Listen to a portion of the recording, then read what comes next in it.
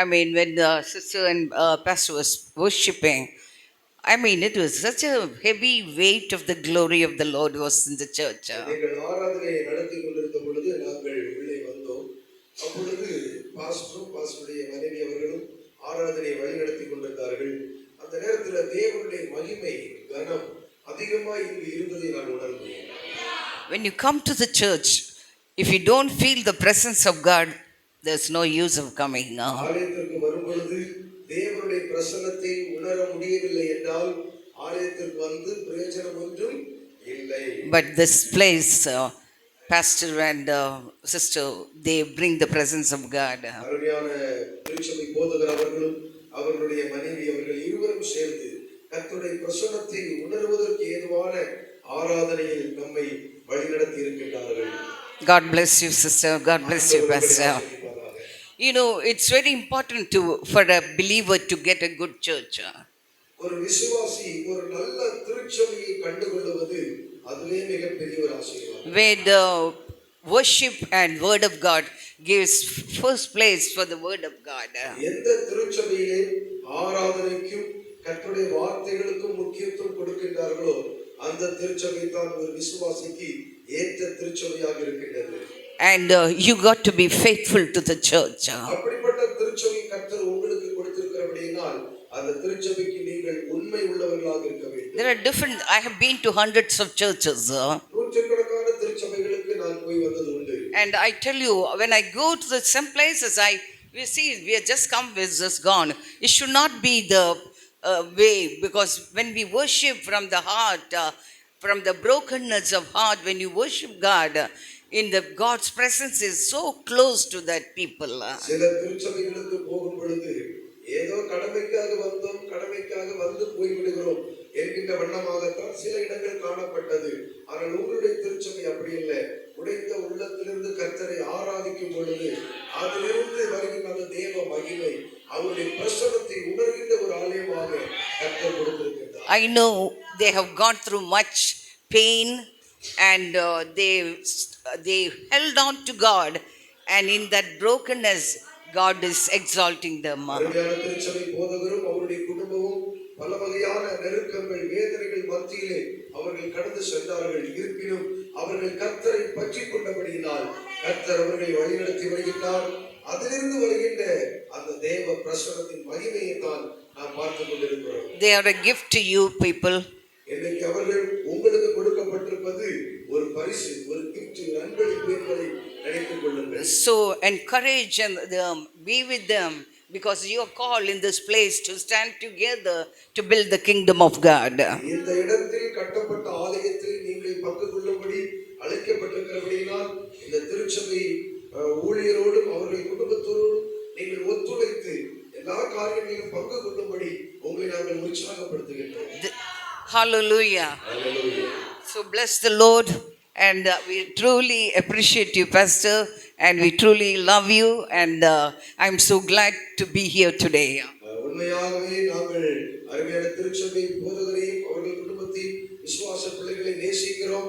உங்கள் மேல் நாங்கள் அன்பாய் இருக்கிறோம். கர்த்தர் உங்களை ஆசீர்வதிப்பாராக. God loves you people. ஆண்டவர் உங்களை நேசிக்கிறார். Hallelujah. Let's close our eyes and look to the Lord for the word. கர்த்தருடைய திருவசன வார்த்தைகளை கேட்பதற்கு முன்பாக கண்களை மூடி ஆண்டவரை நோக்கி பார்க்கலாம். Heavenly Father, Father of all mercies and grace, we come to you in the name of Yeshua HaMashiach. பரலோக பிதாவே, இரக்கங்களின் பிதாவே, கிருபைகளின் பிதாவே, இயேசுவின் நாமத்தினாலே உம்முடைய சமூகத்தில் நாங்கள் வந்து நிற்கிறோம். Lord, you are loving and compassionate and gracious, O God. தேவனே, நீர் அன்புள்ளவர், கிருபை உள்ளவர், மனதுருக்கம் உள்ளவர், இரக்கம் உள்ளவர் என்பதை நாங்கள் அறிக்கை செய்கிறோம். And you fight the battles for us, O God. நீர் எங்களுக்காக யுத்தம் செய்கிறவர் என்பதை நாங்கள் அறிக்கை செய்கிறோம். You're the one who makes us holy, O God. எங்களை பரிசுத்தப்படுத்துகிறவர் நீர் என்பதை நாங்கள் அறிக்கை செய்கிறோம். This morning we look to your face, O Father. Because our help comes from you, the maker of the heavens and the earth. எங்களுக்கு ஒத்தாசை வருகிறபடியினால் இந்த காலை பொழுது எங்கள் கண்கள் உம்மையே நோக்கிக் கொண்டிருக்கிறது. Thank you for your presence in this place. இந்த ஆலயத்தில் உலாவிக் கொண்டிருக்கின்ற உம்முடைய பிரசன்னத்திற்காக நன்றி செலுத்துகிறோம். Speak to your people, O God. இந்த காலை பொழுது உம்முடைய ஜனங்களோடு நீர் பேசும்படி நான் ஜெபிக்கிறேன். Let every heart be open to receive the word of God. உம்முடைய வார்த்தைகளை ஏற்றுக்கொள்வதற்கு ஏதுவாய் இங்கிருக்கிற ஒவ்வொருடைய இருதயங்களும் திறக்கப்பட்டிருப்பதாக. Heal the broken hearts. நொறுங்கி போன இருதயங்களை சுகப்படுத்தும்படி வேண்டுகிறேன். Open the eyes of their understanding. மனக்கண்களை திறக்கும்படி நான் ஜெபிக்கிறேன். Let them know, God, you care for them. நீர் இவர்களை விசாரிக்கிறவர் என்பதை உம்முடைய பிள்ளைகள் அறிந்து கொள்வார்களாக. You are the great physician. நீரே பரம வைத்தியர் என்பதை உம்முடைய ஜனங்கள் அறிந்து கொள்வார்கள். You are a provider. நீர் எங்கள் தேவைகளை சந்திக்கிறவர் என்பதை உம்முடைய பிள்ளைகள் அறிந்து கொள்வார்கள். You are a protector. நீர் எங்கள் பாதுகாவலர் என்பதை ஜனங்கள் அறிந்து So as we look to you this morning, இந்த காலை பொழுது உம்மை நோக்கி பார்க்கிற I pray that you will bring great deliverance and healing in the hearts of your people. இங்கு கூடி வந்திருக்கிற ஒவ்வொருடைய உள்ளத்திற்குள்ளும் மாபெரும் விடுதலை நீர் கொண்டு வர வேண்டும் என்று நான் ஜெபிக்கிறேன். Let your deliverance angels be around us. விடுதலை செய்கிற தேவதூதர்கள் இந்த இடத்தை சுற்றிலும் உலாவிக் கொண்டிருப்பார்களாக. Give them understanding of your word. உம்முடைய வார்த்தைகளை குறித்து புரிந்து கொள்ளுதலை தரும்படி நான் ஜெபிக்கிறேன். Let them understand how much they need you for their healing and strength.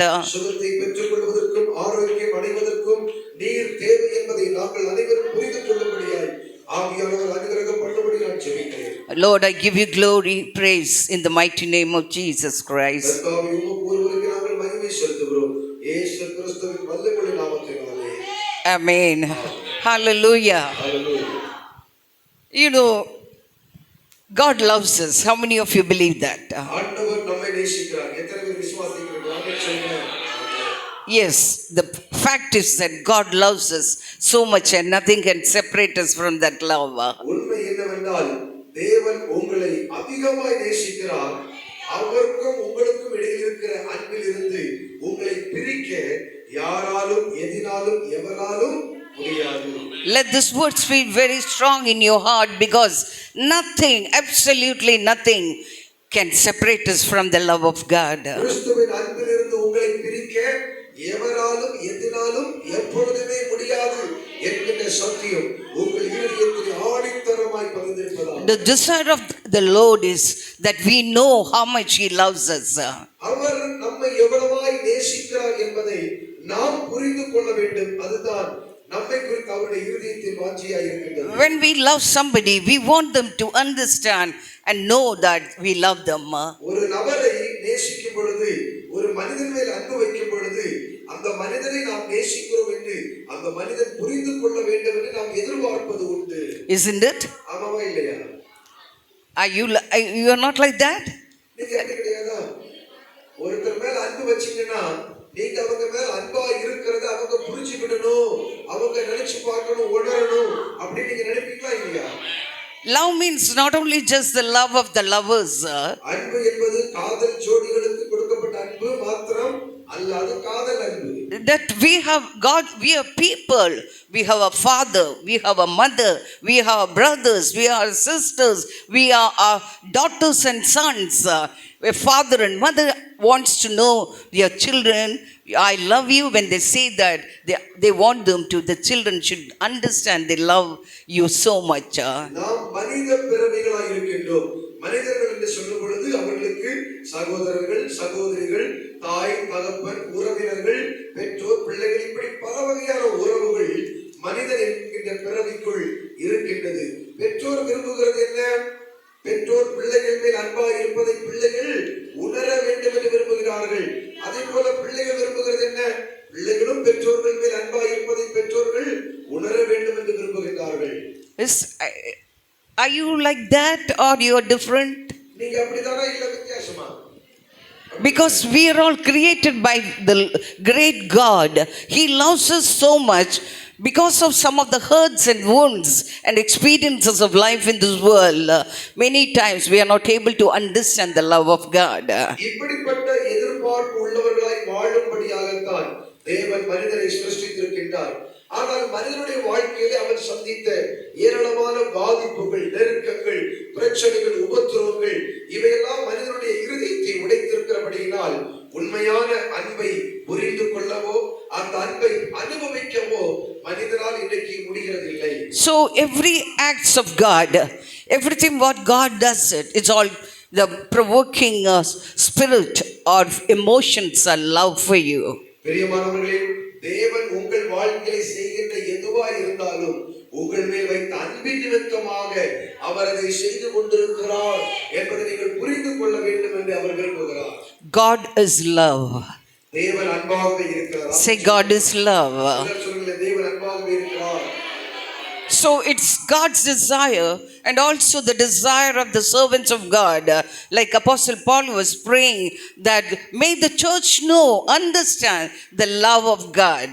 கிறிஸ்துவின் அன்பின் ஆழம், அகலம், நீளம், உயரம் இதை திருச்சபை அறிந்து கொள்ள வேண்டும் என்று அப்போஸ்தலனாகிய பவுல் நமக்காக ஏற்கனவே ஜெபித்திருக்கிறார். Sometimes we should take time to meditate on the love of God. அன்பானவர்களே, சில நேரங்களிலே நீங்கள் கொஞ்சம் நிமிடங்களை ஒதுக்கி வைத்து கிறிஸ்து உங்கள் மேல் எவ்வளவு அன்பாய் இருக்கிறார் என்பதை நினைவு கூறும்படி, சிந்தித்து தியானிக்கும்படி நீங்கள் நேரத்தை செலவிட உங்களை உற்சாகப்படுத்துகிறேன். May God give you a revelation of that. அப்படி நீங்கள் தியானிக்க ஆரம்பிக்கும் பொழுது கிறிஸ்துவின் அன்பை குறித்த வெளிப்பாடை ஆவியானவர் உங்களுக்கு தருவாராக. Then when you understand God's love, you will cling on to God's love. தேவனுடைய அன்பை புரிந்து கொள்வீர்களானால் அந்த அன்பை அப்படியே பற்றிக் கொள்வீர்கள், அதை விட்டு விலகவே மாட்டீர்கள். The love of the world is temporary. உலக சிநேகம் தற்காலிகமானது. Everything that has got a limit. உலக சிநேகத்திற்கு ஒரு அளவு உண்டு. But God's love has no limit. ஆனால் தேவனுடைய அன்பு அளவற்ற அன்பு. So many people are not able to understand that, because when they are hurt or wounded, they just first thing what they do is that they stay away from God instead of getting healed of their heart. இன்னைக்கு ஜனங்கள் அளவற்ற தேவனுடைய அநாதி சிநேகத்தை புரிந்து கொள்ளாமல் ஏதோ சில நெருக்கங்கள் வரும் பொழுது, சில பிரச்சனைகள், பாடுகள் வரும் பொழுது அன்பு கூறுகின்ற தெய்வத்தை விட்டு கொஞ்சம் கொஞ்சமாக பின்வாங்கி தூரமாக போக ஆரம்பிக்கின்றார்கள். They think, why God did that? ஆண்டவர் ஏன் எனக்கு இந்த நெருக்கத்தை கொடுத்தார் என்று ஆண்டவரை பார்த்து கேள்வி கேட்கின்றார்கள். Because you need to come closer to God to know the war which is going against our heart. பிரியமானவர்களே, அப்படிப்பட்டவர்களாய் நாம் இருக்க வேண்டாம். அன்பு கூறுகின்ற தெய்வத்தை விட்டு பின்வாங்காமல் நம்முடைய இருதயங்களுக்கு எதிராக போர் செய்து கொண்டிருக்கின்ற அந்த சக்திகள் என்ன என்பதை இன்னும் கண்டறிந்து நாம் ஜெயம் கொள்கிறவர்களாய் மாற வேண்டும். And we have to get healed of our heart which is wounded. காயப்பட்ட உள்ளத்திற்கு சுகத்தை பெற்றுக் கொள்ள வேண்டும். Please read this Ephesians 3 3rd chapter 14th verse onwards. எபேசியர் 3ஆம் அதிகாரம் 14ஆம் வசனத்திலிருந்து வாசிக்கலாம். For this reason I kneel before the Father, from whom every family in heaven and on earth derives its name. I pray that out of his glorious riches he may strengthen you with power through his spirit in your inner being.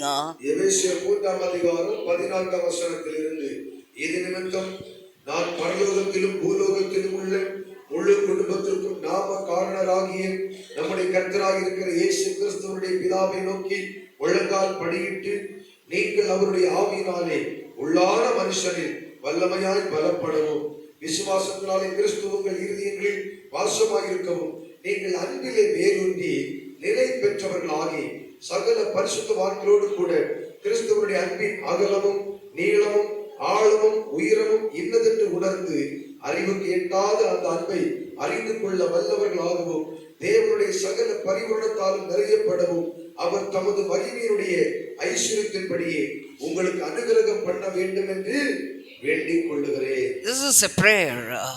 இது அப்போஸ்தலனாகிய பவுல் செய்கின்ற ஒரு அற்புதமான ஜெபம். This is my prayer for you today.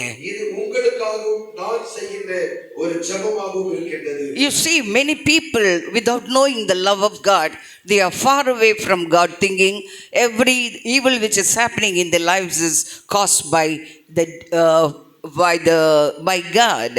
வேதனைக்குரிய காரியம் என்னவென்றால், இன்றைக்கு அநேக கிறிஸ்தவர்கள், தேவனுடைய பிள்ளைகள் என்று அழைக்கப்படுகிறவர்கள் நெருக்கத்தை பார்க்கும் பொழுது, துன்பங்களை பார்க்கும் பொழுது, இவைகளெல்லாம் தேவன் தான் கொடுத்திருக்கின்றார், தேவன் தான் என்னை துன்புறுத்துகிறார் என்று நினைத்து ஜீவனுள்ள தேவனை விட்டு விலகி போய்கொண்டே இருக்கிறார்கள். அது மிகவும் வேதனைக்குரிய காரியம். See, the world there's people are involved with the spiritual world. உலகத்திலே போராட்டம் உண்டு. ஆவி மண்டலத்திற்கு எதிராக இன்றைக்கு அந்த யுத்தம் unseen world, that are good and evil spirits. கண்களால் பார்க்க முடியாத ஒரு உலகம் இருக்கின்றது. அந்த உலகத்திலே அசுத்த ஆவிகளும் இருக்கின்றது, மறுபக்கத்திலே தேவதூதர்களும் இருக்கின்றார்கள். We are spiritual beings living in the spirit physical body. கவனிங்கள், நாம் ஆவி மனிதர்கள், நாம் ஆவிகளாக இருக்கின்றோம். இந்த சரீரத்திலே குடி வாழ்ந்து கொண்டிருக்கிறோம். So to it, just the spirit what gives life to you. இந்த சரீரத்திற்கு நான் என்று சொல்கின்ற என்னுடைய ஆவிதான் ஜீவனை கொடுக்கின்றது. So the spirit is very important. அப்படி என்றால் நான் என்று அழைக்கப்படுகின்ற என்னுடைய ஆவி அது மிக மிக முக்கியமானது. We are eating food and we are taking care of our body. We decorate it, make it beautify. But more than that, we have to take care of our heart. சிந்தியுங்கள், இந்த சரீரத்தை சக்திப்படுத்தி கொள்ளும்படியாக ஒவ்வொரு நாளும் பலவிதமான உணவுகளை புசிக்கின்றோம். இந்த சரீரத்தை அழகுபடுத்தும்படியாக அநேக அழகு பொருட்களை பயன்படுத்தி கொண்டிருக்கின்றோம். ஆனால் நான் என்று சொல்கின்ற என்னுடைய ஆவி மனிதனை பலப்படுத்துவதற்கு நான் என்ன செய்து கொண்டிருக்கின்றேன் என்று ஒரு கேள்வி கேட்க வேண்டும். The word of God is spirit, and that spirit, Jesus said, my word is life. என்னுடைய ஆவியை நான் ஆரோக்கியப்படுத்த வேண்டும் என்றால் கர்த்தருடைய வார்த்தைகளை நான் உட்கொள்ள வேண்டும். கர்த்தருடைய வார்த்தைகள் ஆவி உள்ளதாயும் ஜீவன் உள்ளதாயும் இருக்கிறது என்று வேதம் சொல்கிறது. You cannot understand the things of this world unless until you really know God's word, so that you can discern what is good and evil. தேவனுடைய வார்த்தைகளை வாசித்து கற்றுக்கொள்ளாத பட்சத்தில் தேவனை குறித்த காரியங்களை புரிந்து கொள்ளவும் முடியாது, நன்மை எது தீமை எது என்கின்ற வித்தியாசத்தை கண்டுகொள்ள முடியாமல் போய்விடும். So when we don't know what is good and evil, we follow the ways of the world. எது நன்மை எது தீமை என்கின்ற பகுத்தறிவு இல்லாமல் இருந்தால் அந்த மனிதன் உலக வழிகளை அவன் பின்பற்றுவான் என்பதில் சந்தேகம் இல்லை. And we start loving the world more than loving the word of God. நன்மை இன்னது தீமை இன்னது என்கின்ற பகுத்தறிவு அவனுக்குள் இல்லாமல் இருக்கிறபடியினாலே அவன் தேவனுடைய வார்த்தைகள் மேல் அன்பு கூறுவதை காட்டிலும் உலக காரியங்கள் மேல் அன்பு கூறுகிறவனாய் அவன் வாழ்க்கை காணப்படுகின்றது. God said not to love anything in the world, because everything in the world, we start loving. The love of the Father is not in us. கர்த்தருடைய வார்த்தை சொல்கிறது, உலகத்திலும் உலகத்தில் உள்ளவர்களிடத்திலும் அன்பு கூற வேண்டாம், அப்படி அன்பு கூறுகிறவனிடத்தில் பிதாவுடைய அன்பு இல்லை என்று வேதம் சொல்கிறது. So as children of God, அருமையான தேவ பிள்ளைகளே, it's very important for you to know the word of God. நீங்கள் தேவனுடைய ஒவ்வொரு வார்த்தைகளையும் அறிந்திருக்க வேண்டியது மிக மிக அவசியம். To know who you are when you accepted Christ. இயேசு கிறிஸ்துவை நீங்கள் ஏற்றுக்கொண்டீர்களே, அப்படி என்றால் நீங்கள் யார் என்பதை குறித்து இந்த வேதத்தில் எழுதப்பட்டிருக்கின்றது, அதை நீங்கள் அறிய வேண்டும். You become saints of God and you are supernatural. தேவனை நீங்கள் ஏற்றுக்கொண்டபடியால் நீங்கள் பரிசுத்தவான்களாய் காணப்படுகிறீர்கள், நீங்கள் இயற்கைக்கு அப்பாற்பட்ட நபர்களாய் இருக்கின்றீர்கள். And when the wounds what is inflicted on us by the enemy, before coming to the Lord, God start healing our hearts and mind and spirit. அவரை நீங்கள் ஏற்றுக்கொண்டபடியால் ஏற்றுக்கொள்வதற்கு முன்பு சத்ருவாகிய பிசாசானவன் பல வழிகளிலே உங்கள் இருதயங்களை காயப்படுத்தி இருக்கிறானே, அந்த காயங்களை எல்லாம் அவர் காயம் கட்டி உங்கள் இருதயத்தை சுகப்படுத்துகின்ற ஊழியத்தை அவர் செய்கின்றார். God is our helper. நம்முடைய தேவன் தான் நம்முடைய துணையாளர். He's a physician. அவர் தான் பரம வைத்தியர். Today, God wants to talk to you about healing of the broken heart. நொறுங்குண்ட இருதயத்திற்கு சுகம் என்கின்ற தலைப்பின் கீழ் நான் பேச வேண்டும் என்று தேவன் எனக்கு திருவிழம் பற்றினார். The purpose of Jesus coming into this world, இந்த உலகத்திற்கு இயேசு வந்ததனுடைய நோக்கம், because God saw how much humanity is suffering under the hands of the devil, how much they are broken and wounded, and how much they are in bondage of Satan. இந்த உலகமானது சத்ருவாகிய பிசாசால் பிடிக்கப்பட்டு சத்ருவாகிய பிசாசால் கட்டப்பட்டு ஜனங்கள் எவ்வளவாய் நொறுக்கப்பட்டு வேதனையோடு இருக்கிறார்கள் என்பதை பரலோகத்தில் தேவன் பார்த்து கொண்டிருந்தார். So God became flesh and he come in the human body. இதை பார்த்த தேவன் அவர் நம்மை போல மாமிசத்தை இரத்தத்தை உடைய ஒரு குழந்தையாக இந்த பூமியிலே அவதரித்தார். So Jesus came here. The purpose of his coming into the world is, first of all, you read Isaiah 61 1. ஏசாயா 61 அதிகாரம் 1வது வசனத்திலே தேவன் இந்த பூமியிலே அவதரிக்க காரணம் என்ன என்கின்ற அவருடைய தரிசனத்தை குறித்து அங்கு எழுதப்பட்டிருக்கின்றது. 61. ஏசாயா தீர்க்கதரிசன புஸ்தகம் 61 அதிகாரம் 1வது வசனம் சேர்ந்து வாசிப்போம். கர்த்தராகிய தேவனுடைய ஆவியானவர் என்மேல் இருக்கிறார். சிறுமைப்பட்டவர்களுக்கு சுவிசேஷத்தை அறிவிக்க கர்த்தர் என்னை அபிஷேகம் பண்ணினார். இருதயம் நொறுங்குண்டவர்களுக்கு காயம் கட்டுதலையும், சிறைப்பட்டவர்களுக்கு விடுதலையும், கற்றுள்ளவர்களுக்கு கற்றொழுங்குதலையும் கூறவும், கர்த்தருடைய அனுகிரக வருஷத்தையும் நம்முடைய தேவன் நீதியை சதிக்கும் நாளையும் கூறவும், துயரப்பட்ட அனைவருக்கும் ஆறுதல் செய்யவும், சீயோனிலே துயரப்பட்டவர்களை சீர்படுத்தவும், அவர்களுக்கு சாம்பலுக்கு பதிலாக சிங்காரத்தையும், துயரத்துக்கு பதிலாக ஆனந்த தைலத்தையும், ஒடுங்கின ஆவிக்கு பதிலாக துதியின் உடையும் கொடுக்கவும் அவர் என்னை அனுப்பினார். கர்த்தர் தம்முடைய மகிமைக்கு நாட்டின நீதி விருட்சங்கள் எனப்படுவார்கள். So this is talking about his purpose, his commission, why he came into this world. தேவன் இந்த பூமிக்கு வந்த அவருடைய ஊழிய தரிசனம் என்ன, அவருடைய ஊழிய திருப்பணி என்ன என்பதை குறித்து தான் இந்த 3 வசனங்களில் எழுதப்பட்டிருக்கிறது. You know, many people are bound and they are in the prison of the devil. அநேக ஜனங்கள் சத்துருவாகிய பிசாசால் கட்டப்பட்டு பிசாசுடைய சிறைக்குள் அடைக்கப்பட்டிருக்கிறார்கள். So many people are blinded by the philosophies and things of this world, what they studied. அநேக ஜனங்கள் உலக தத்துவங்களை கற்றுக்கொண்டபடியினால் அந்த உலக தத்துவங்கள் எல்லாம் அவர்களுடைய மனக்கண்களை குருடாக்கி அந்த தத்துவங்களுக்குள்ளே அவர்களை வாழ வைத்துக் கொண்டிருக்கின்றது. They are captive of the enemy. Even the education, any education you get, but if you don't have God's word in you, you have nothing. கல்வி அறிவு நமக்கு இருப்பது நல்லதுதான். எவ்வளவு கல்வி அறிவு இருந்தாலும் தேவன் வாழ்விலே இல்லை என்றால் அந்த கல்வியினால் ஒரு பயனும் இல்லை என்பதை நீங்கள் புரிந்து கொள்ள வேண்டும். Because the enemy, because of the friends of the world, blinded the eyes of the unbelievers. We were all once unbelievers. The eyes, the spiritual eyes were blind, so they do not know who is God, and they were being really scattered all around. வேதம் சொல்கிறது இந்த உலகத்தின் அதிபதியாய் இருக்கிறவன் அவிசுவாசிகளுடைய மனக்கண்களை குருடாக்கி வைத்திருக்கிறார். அப்படி என்றால் கண் பார்வை இல்லாதவர்களாக இயேசுவை ஏற்றுக்கொள்வதற்கு முன்பு நம்முடைய வாழ்க்கை இருந்தது என்பதை நாம் புரிந்து கொள்ள வேண்டும். அந்த காலங்களிலே உண்மையான தெய்வம் யார் என்று அறியாமல் ஆங்காங்கு அலைந்து திரிந்தோம்.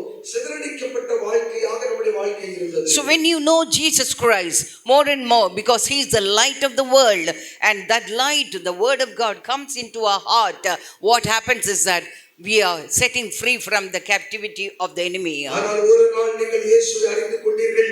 அவர் ஒளியாய் இருக்கிறபடியினால் இருள் நிறைந்த உங்கள் மனக்கண்களுக்குள்ளே அவருடைய ஒளி வீசிட்டு ஆகையால் ஆண்டவர் யார் என்பதை நீங்கள் புரிந்து கொள்ளும் பாக்கியத்தை பெற்றுக் கொண்டீர்கள். So it is through the word God has revealed himself to us. வேத வாக்கியங்கள் மூலமாக தேவன் யார் என்று தம்மை நமக்கு வெளிப்படுத்தினபடியினால் நாம் அவரை அறிந்து கொண்டிருக்கிறோம். Word of God has got power. தேவனுடைய வார்த்தைகளுக்கு வல்லமை இருக்கிறது. So I exhort you to read and understand the word of God. பிரியமானவர்களே, வசனங்களை வாசிக்கும்படி நான் உங்களை ஊக்கப்படுத்துகிறேன். In the word we can God has revealed himself to us. தேவன் யார் என்று தம்மை குறித்து இந்த வேத வசனங்களில் நமக்கு வெளிப்படுத்தி இருக்கிறார். And also, like you see, the Jesus commission is that to heal and comfort those who are hurting. நொறுங்குண்ட இருதயங்களை ஆற்றுவது தேற்றுவதுதான் இயேசு கிறிஸ்துவினுடைய ஊழியமாகவும் இருந்தது. The devil has got so much of brokenness and there's people are mourning inside. பிசாசுடைய வேலை என்னவென்றால் ஜனங்களுடைய இருதயத்தை நொறுக்குவது. அவர்கள் நொறுக்கப்படும் பொழுது தங்களுக்குள்ளே அழுது கொண்டிருக்கிறார்கள், புலம்பிக் கொண்டிருக்கிறார்கள். So that when the Lord Jesus Christ come into your heart, when the word of God is dawning, when you look to the word of God, the glory of the Lord shines on you. Not only that oil of joy, the anointing of the Lord brings comfort to you. இயேசு கிறிஸ்து உங்களுக்குள் வரும் பொழுது, அவருடைய வார்த்தை உங்களுக்குள் உதிக்கும் பொழுது, துயரத்திற்கு பதிலாக அவர் ஆனந்த தைலத்தால் உங்களை நிரப்பி காயப்பட்ட பகுதிகளை அவர் சுகப்படுத்துகிறார் என்பதை நாம் புரிந்து கொள்ள வேண்டும். Because of the brokenness and the heaviness, they are actually wearing a garment of heaviness.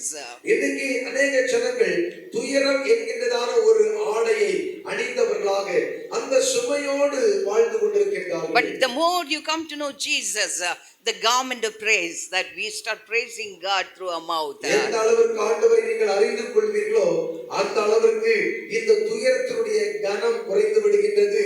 அப்பொழுது மனமகிழ்ச்சி உங்களிலிருந்து அதிகமாய் வெளிப்பட ஆரம்பிக்கின்றது. And that we because of bad things in our life, we were bearing bad fruits. வாழ்க்கையில நடந்த அநேக துன்புறுத்துகின்ற காரியங்கள் நிமித்தமாக பல கெட்ட சுபாவங்கள் நம்மிலிருந்து வெளிப்பட்டது உண்டு. But when the righteousness of God comes in us, ஆனால் தேவன் கொடுக்கின்ற நீதி உங்களுக்குள் வரும் பொழுது you start producing the fruits of righteousness, நீதியின் கனிகளை நீங்கள் வெளிப்படுத்துகின்றீர்கள். which is beautiful. நீதியின் கனிகள் தான் பார்ப்பதற்கு அழகான கனிகள். When you receive the Holy Spirit helps you to produce the fruits of the Spirit. பரிசுத்த ஆவியை நீங்கள் பெற்றுக்கொள்ளுகிற வேளையிலேயே ஆவியின் கனிகளாகிய அந்த நீதியின் கனிகளை நீங்கள் கொடுப்பதற்காய் ஆவியானவர் உங்களுக்கு உதவி செய்கின்றார். When you start walking in the path of righteousness, நீதியின் பாதையிலே நடக்கும் பொழுது you are different from this world. உலக மனிதர்களை காட்டிலும் வித்தியாசமானவர்களாக உங்கள் வாழ்க்கை மாறிவிடுகின்றது. You know, every life is compared to a tree. ஒவ்வொரு மனிதனுடைய வாழ்க்கையும் ஒரு மரத்தோடு ஒப்பிடப்படுகின்றது. What tree produces good fruits? மரம் எந்த மரம் கனி கொடுக்கின்றது? எந்த மரம் நல்ல கனி கொடுக்கின்றது? நல்ல மரம் தான் நல்ல கனி கொடுக்கின்றது. When bad fruits are seen in a life, that means there is something we have to correct ourselves. கெட்ட மரம் கெட்ட கனிகளை கொடுக்கின்றது. அப்படி என்றால் நம்முடைய வாழ்க்கையிலே கெட்ட கனிகள் என்று அழைக்கப்படக்கூடிய கெட்ட சுபாவங்கள் வெளிப்பட்டுக் கொண்டிருக்குமானால் அதற்கு காரணமாயிருக்கிற அந்த கெட்ட மரத்துடைய வேரை வெட்டிவிட வேண்டும். As you listen to the word of God, தேவனுடைய வசனங்களை கேட்க கேட்க you hear what is right in the sight of God. தேவனுடைய பார்வையில் எது சரியானது என்பதை கற்றுக்கொள்ள ஆரம்பிக்கிறோம். When you led by the Holy Spirit, இப்படி பரிசுத்த ஆவியாலே வழிநடத்தப்படும் பொழுது people start seeing you a tree of righteousness. நீங்கள் நீதியின் கனிகளை கொடுக்கின்ற நீதியின் விருட்சங்கள் என்பதாக மற்றவர்கள் உங்களை பார்ப்பார்கள். And they will look at you and say, this is the planting of the Lord. நீங்கள் நீதியின் கனிகளை கொடுக்கும் பொழுது அவர்கள் சொல்வார்கள், இவர்கள் தேவனால் நாட்டப்பட்ட நீதியின் விருட்சங்கள். They will say, this is a child of God. இவர்கள் தேவனுடைய பிள்ளைகள் என்று மற்றவர்கள் உங்களை குறித்து சாட்சி சொல்வார்கள். Through that, God is getting glorified. மற்றவர்கள் உங்களை குறித்து இப்படி சொல்லும் பொழுது உங்கள் மூலமாய் தேவன் மகிமைப்படுகின்றார், அவர் நாமம் மகிமைப்படுகின்றது. I know the enemy is, even after we come to Jesus, is after our heart. இயேசுவை ஏற்றுக்கொண்ட பின்பும் சாத்தான் உங்களை விட்டு வைக்கவில்லை. உங்கள் இருதயத்தை இன்னும் அவன் பின்தொடர்ந்து கொண்டே இருக்கின்றார். But God is the healer of the broken hearts. அவர் எவ்வளவுதான் உங்களை நொறுக்கினாலும் ஆண்டவர் நொறுங்கின உங்கள் இருதயத்தை அவர் சுகப்படுத்துவதிலே அவர் உண்மை உள்ளவராய் இருக்கின்றார். No physician in the world can heal a broken heart. உலகத்தில் உள்ள எந்த மருத்துவர்களாலும் உடைந்த உள்ளத்தை சுகமாக்க முடியாது.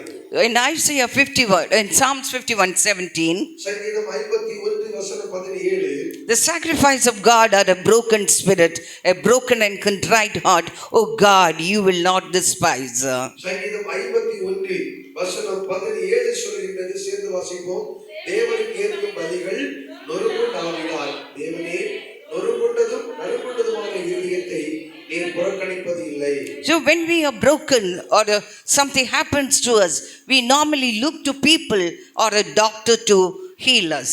கவனிங்கள், உள்ளம் உடையும் பொழுது பொதுவாக மனிதன் என்ன செய்கின்றான்? ஆறுதலை நாடி மனிதர்களை தேடி செல்கின்றான் அல்லது மருத்துவங்களை தேடி செல்கின்றான். They cannot understand your heart.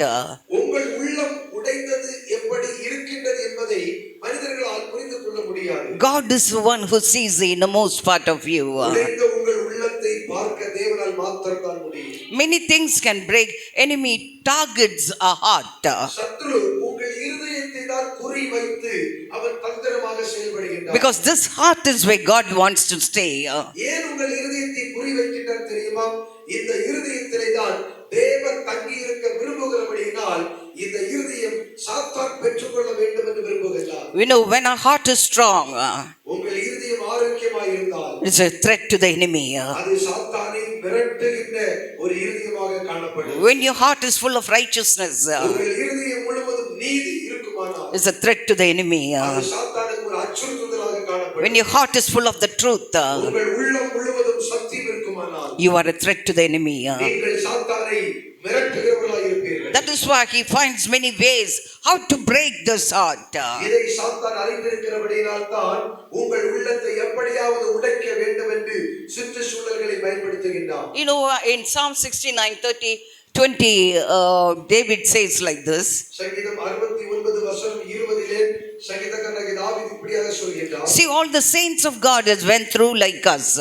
நம்மை போலதான் நமக்கு முன்பு வாழ்ந்த பரிசுத்தவான்களின் வாழ்க்கை இருந்தது என்பதை புரிந்து கொள்ள வேண்டும். Because he doesn't want to spare anybody. சாத்தான் யாரையும் விட்டு வைப்பதில்லை. That is why we need to know how we can protect our heart. ஆகையால் உங்கள் உள்ளம் உடையாதபடிக்கு உங்கள் உள்ளத்தை பாதுகாப்பது எப்படி என்பதை நீங்கள் சிந்திக்க வேண்டும். So you see here in Psalm 69:20. சங்கீதம் 69 வசனம் 20 வாசிக்கலாம்.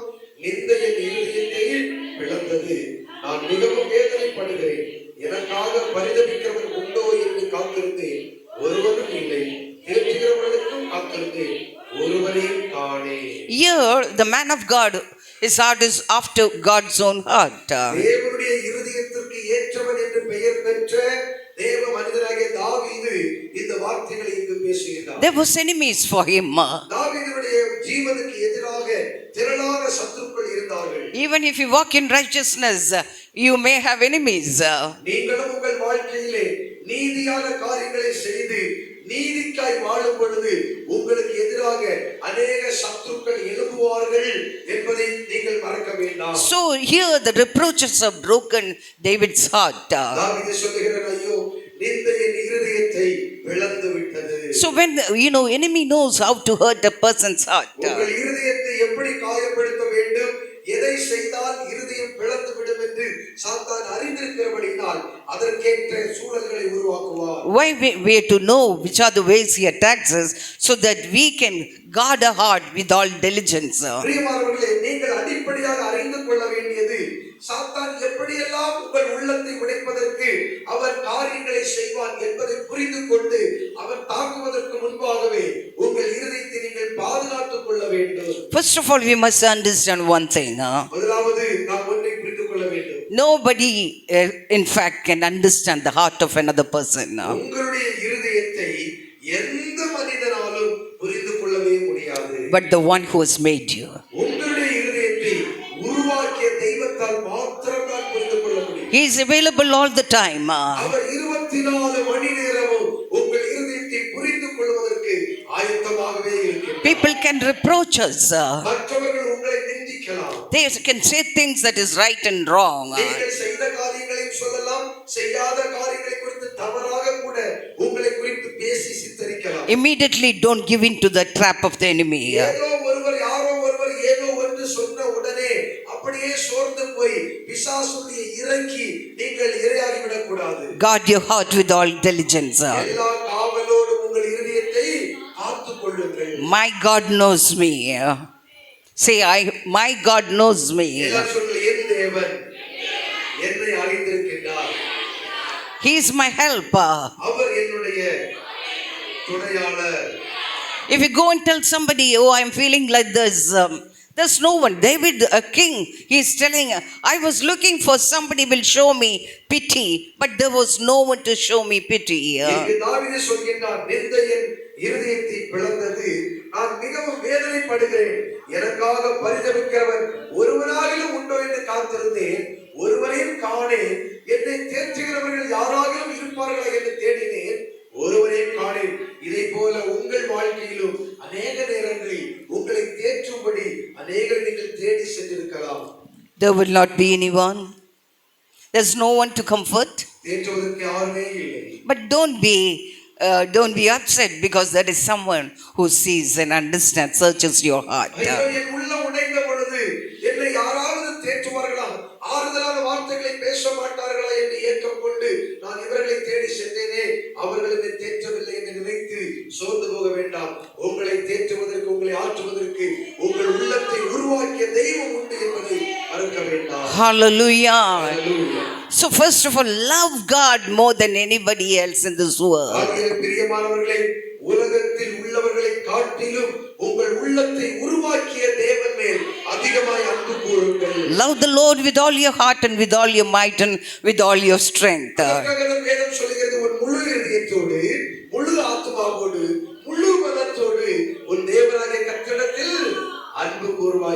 Morning when you get up, say, God, I love you. காலையில எழும்பிய உடனே சொல்லணும், ஆண்டவரே நான் உம்மை நேசிக்கிறேன். So it will become a practice for you to love God. இப்படி ஒவ்வொரு நாள் காலை பொழுது படுக்கையிலிருந்து எழுந்த உடனே நான் உம்மை நேசிக்கிறேன் ஆண்டவரே என்று சொல்லும் பொழுது அது வாழ்க்கையில் ஒரு சுபாவமாகவே மாறிவிடும். Get connected to God always. இப்படித்தான் நீங்களும் ஆண்டவரும் எப்பொழுதும் இணைந்திருக்க வேண்டும். You know, you can be connected to God 24/7. 24 மணி நேரமும் வாரத்துல 7 நாளும் தேவனோடு நீங்கள் இணைந்திருக்க முடியும். You can talk to God daily.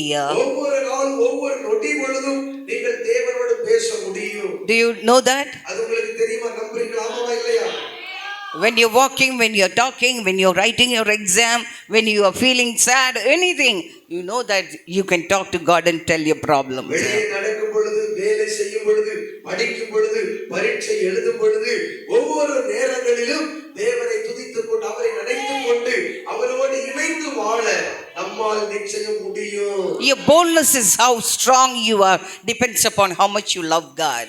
எந்த அளவிற்கு தேவன் மேல் அன்பு கூறுகிறீர்களோ அந்த அளவிற்கு தான் நீங்கள் தைரியசாலிகளாய் இருப்பீர்கள் என்பதை மறக்க வேண்டாம். So now the thing is that why we approach him when we are broken. அவர் வாழ்க்கையில நொறுக்கப்படும் பொழுது தேவ சமூகத்தில் எப்படி வருகின்றோம்? Psalm 147, சங்கீதம் 147 3. மூன்றாம் வசனம். சங்கீதம் 147 வசனம். He heals the broken-hearted and bind up their wounds. இருதயம் நொறுங்குண்டவர்களை குணமாக்குகிறார், அவர்களுடைய காயங்களை கட்டுகிறார். So he heals the innermost being of yours. பிரியமானவர்களே, நொறுங்குண்ட உங்கள் உள்ளத்தை அவர் சுகப்படுத்துகின்றார். And binds up your wounds. That is, when anything happens to us, there is a wound in the soul. உங்கள் காயங்களை கட்டுகின்றார். வாழ்க்கையிலே ஒரு பாதிப்பு வரும் பொழுது ஆத்துமாவிலே ஒரு காயம் வந்துவிட்டது என்று அர்த்தம் கொள்கின்றது. When the soul is wounded, ஆத்துமா காயப்பட்டு விட்டால் that causes a wound in our soul. அது ஆத்துமாவிலே மிகப்பெரிய சேதத்தை உண்டுபடுகிறது. And when we need to get healed of that so that we won't be affected in our physical body. பிரியமானவர்களே, ஒரு பாதிப்பு வரும் பொழுது ஆத்துமாவிலே ஒரு காயம் ஏற்படுகின்றது. அந்த காயத்தை உடனடியாக சரி செய்ய வேண்டும், காயம் கட்ட வேண்டும். எதற்காக? காயம் கட்டினால் சரீரத்தில் அதனுடைய விளைவுகளை சந்திக்காமல் ஆரோக்கியமாக வாழ நேரிடும் என்பதற்காக இந்த காயம் கட்டுதல் அவசியமானது என்பதை உங்களுக்கு சொல்கிறேன். God is called Jehovah Rapha. அவர் யெகோவா ரஃபா என்ற நாமம் உடையவர். Because the Lord who healeth you. அவர் உங்களை சுகமாக்குகின்ற கர்த்தர். He also healed you and also binds up. அவர் உங்கள் உள்ளத்தை குணமாக்குகிறவர் மாத்திரமல்ல, காயப்பட்ட பகுதியில் இருக்கின்ற காயத்தை கட்டுகிறவர் என்று வேதம் சொல்கிறது. He cures your heart. உங்கள் உடைந்த உள்ளத்தை முழுமையாக்கி சுகப்படுத்துகிறார். He repairs it thoroughly. அவர் முற்றிலுமாக அதை கழுவி தூய்மைப்படுத்தி சரிப்படுத்துகிறார். He make it whole. அவர் உங்கள் உடைந்த உள்ளத்தை முழு உள்ளமாக உருவாக்கி விடுகிறார். And when we understand the love of God, இதுதான் தேவன் மேல் வைத்திருக்கிற அன்பு. அவர் உங்கள் மேல் வைத்திருக்கின்ற அந்த அன்பை நீங்கள் புரிந்து கொள்ளும் பொழுது, if you have little love for him also, he will not break you. ஒரு சின்ன பிரச்சனை இருந்தால் கூட அவர் உங்களை உடைக்காதபடிக்கு In Isaiah 42:3, his character is like that. ஏசாயா 42ஆம் அதிகாரம் 3ஆம் வசனம் அவருடைய திவ்ய சுபாவத்தை குறித்து அங்கு சொல்லப்பட்டிருக்கின்றது. A bruised reed he will not break. அவர் சொல்கிறார், நெறிந்த நாணலை முறியாமலும் மன்னியென்கிற திரியை அணையாமலும் நியாயத்தை உண்மையாக வெளிப்படுத்துவார். Hallelujah. Hallelujah. What a great God we are serving. எவ்வளவு பெரிய ஒரு தெய்வத்தை நாம் ஆராதித்துக் கொண்டிருக்கின்றோம். When you're so weak also, you don't think the God has forgotten you. நீங்கள் பலவீனமாக இருக்கின்ற நேரத்திலே ஐயோ என் ஆண்டவர் என்னை மறந்து விட்டார் என்று ஒருவரும் நினைக்க வேண்டாம். He was asking the shepherds of Israel and he was asking a question when they were walking around with a wounded heart. இஸ்ரவேல் ஜனங்கள் உடைந்த உள்ளத்தோடு வாழ்ந்த நாட்களிலே அவர்களை வழிநடத்திய இஸ்ரவேலின் மேய்ப்பர்களை பார்த்து ஆண்டவராகிய தேவன் இப்படியாக ஒரு கேள்வி கேட்கின்றார். They were superficially binding their wounds. ஆண்டவர் கேட்கிறார், நீங்கள் என் ஜனத்தினுடைய காயங்களை மேற்பூச்சாக பூசுகின்றீர்கள். Jeremiah 8:21. Jeremiah 8:21. The wound of my daughter of my people Jeremiah 8:21 is my heart wounded. எரேமியா 8:21 சொல்கிறது, என் ஜனமாகிய குமாரத்தின்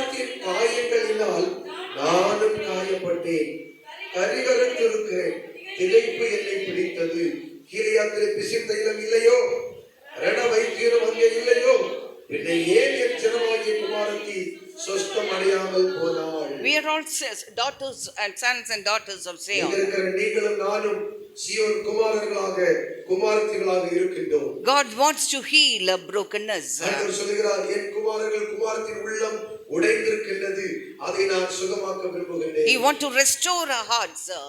உடைந்த உங்கள் இருதயத்தை மறுபடியும் முழு இருதயமாக மாற்ற விரும்புகிறார். Luke 4:18. லூக்கா 4:18 சொல்கிறது.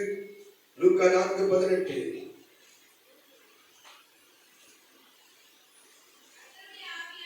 கர்த்தருடைய ஆவியானவர் என் மேல் இருக்கின்றார், கர்த்தருக்கு சுவிசேஷத்தை பிரசங்கிக்கும்படி என்னை அபிஷேகம் பண்ணினார், இருதயம் நறுங்குண்டவர்களை குணமாக்கவும், சிறைப்பட்டவர்களுக்கு விடுதலையும், குருடருக்கு பார்வையை பிரசித்தப்படுத்தவும், நொறுங்குண்டவர்களை விடுதலையாக்கவும், கர்த்தருடைய அனுக்கிரக வருஷத்தை So here again, அனுப்பினார். so that is in the New Testament talking about Christ. இது புதிய ஏற்பாட்டு காலத்திலே இயேசு கிறிஸ்துவின் ஊழிய தரிசனத்தை குறித்து எழுதப்பட்ட ஒரு வார்த்தை.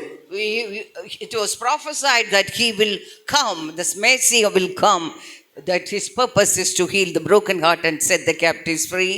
நொறுங்குண்ட இருதயம் உள்ளவர்களை குணமாக்கும்படியாய் மேசியா வருவார் என்று ஏசாயா 61ஆம் அதிகாரத்திலே தீர்க்கதரிசனம் ஏற்கனவே உரைக்கப்பட்டதின்படி லூக்கா 4ஆம் அதிகாரத்தில் அது நிறைவேறுகின்றது. Hallelujah. Hallelujah. I would like to tell you, because this is, our spirit man is very important. பிரியமானவர்களே, உங்களுடைய ஆவி மனிதன் மிக மிக முக்கியமானவர். It is our spirit is what gives life to us.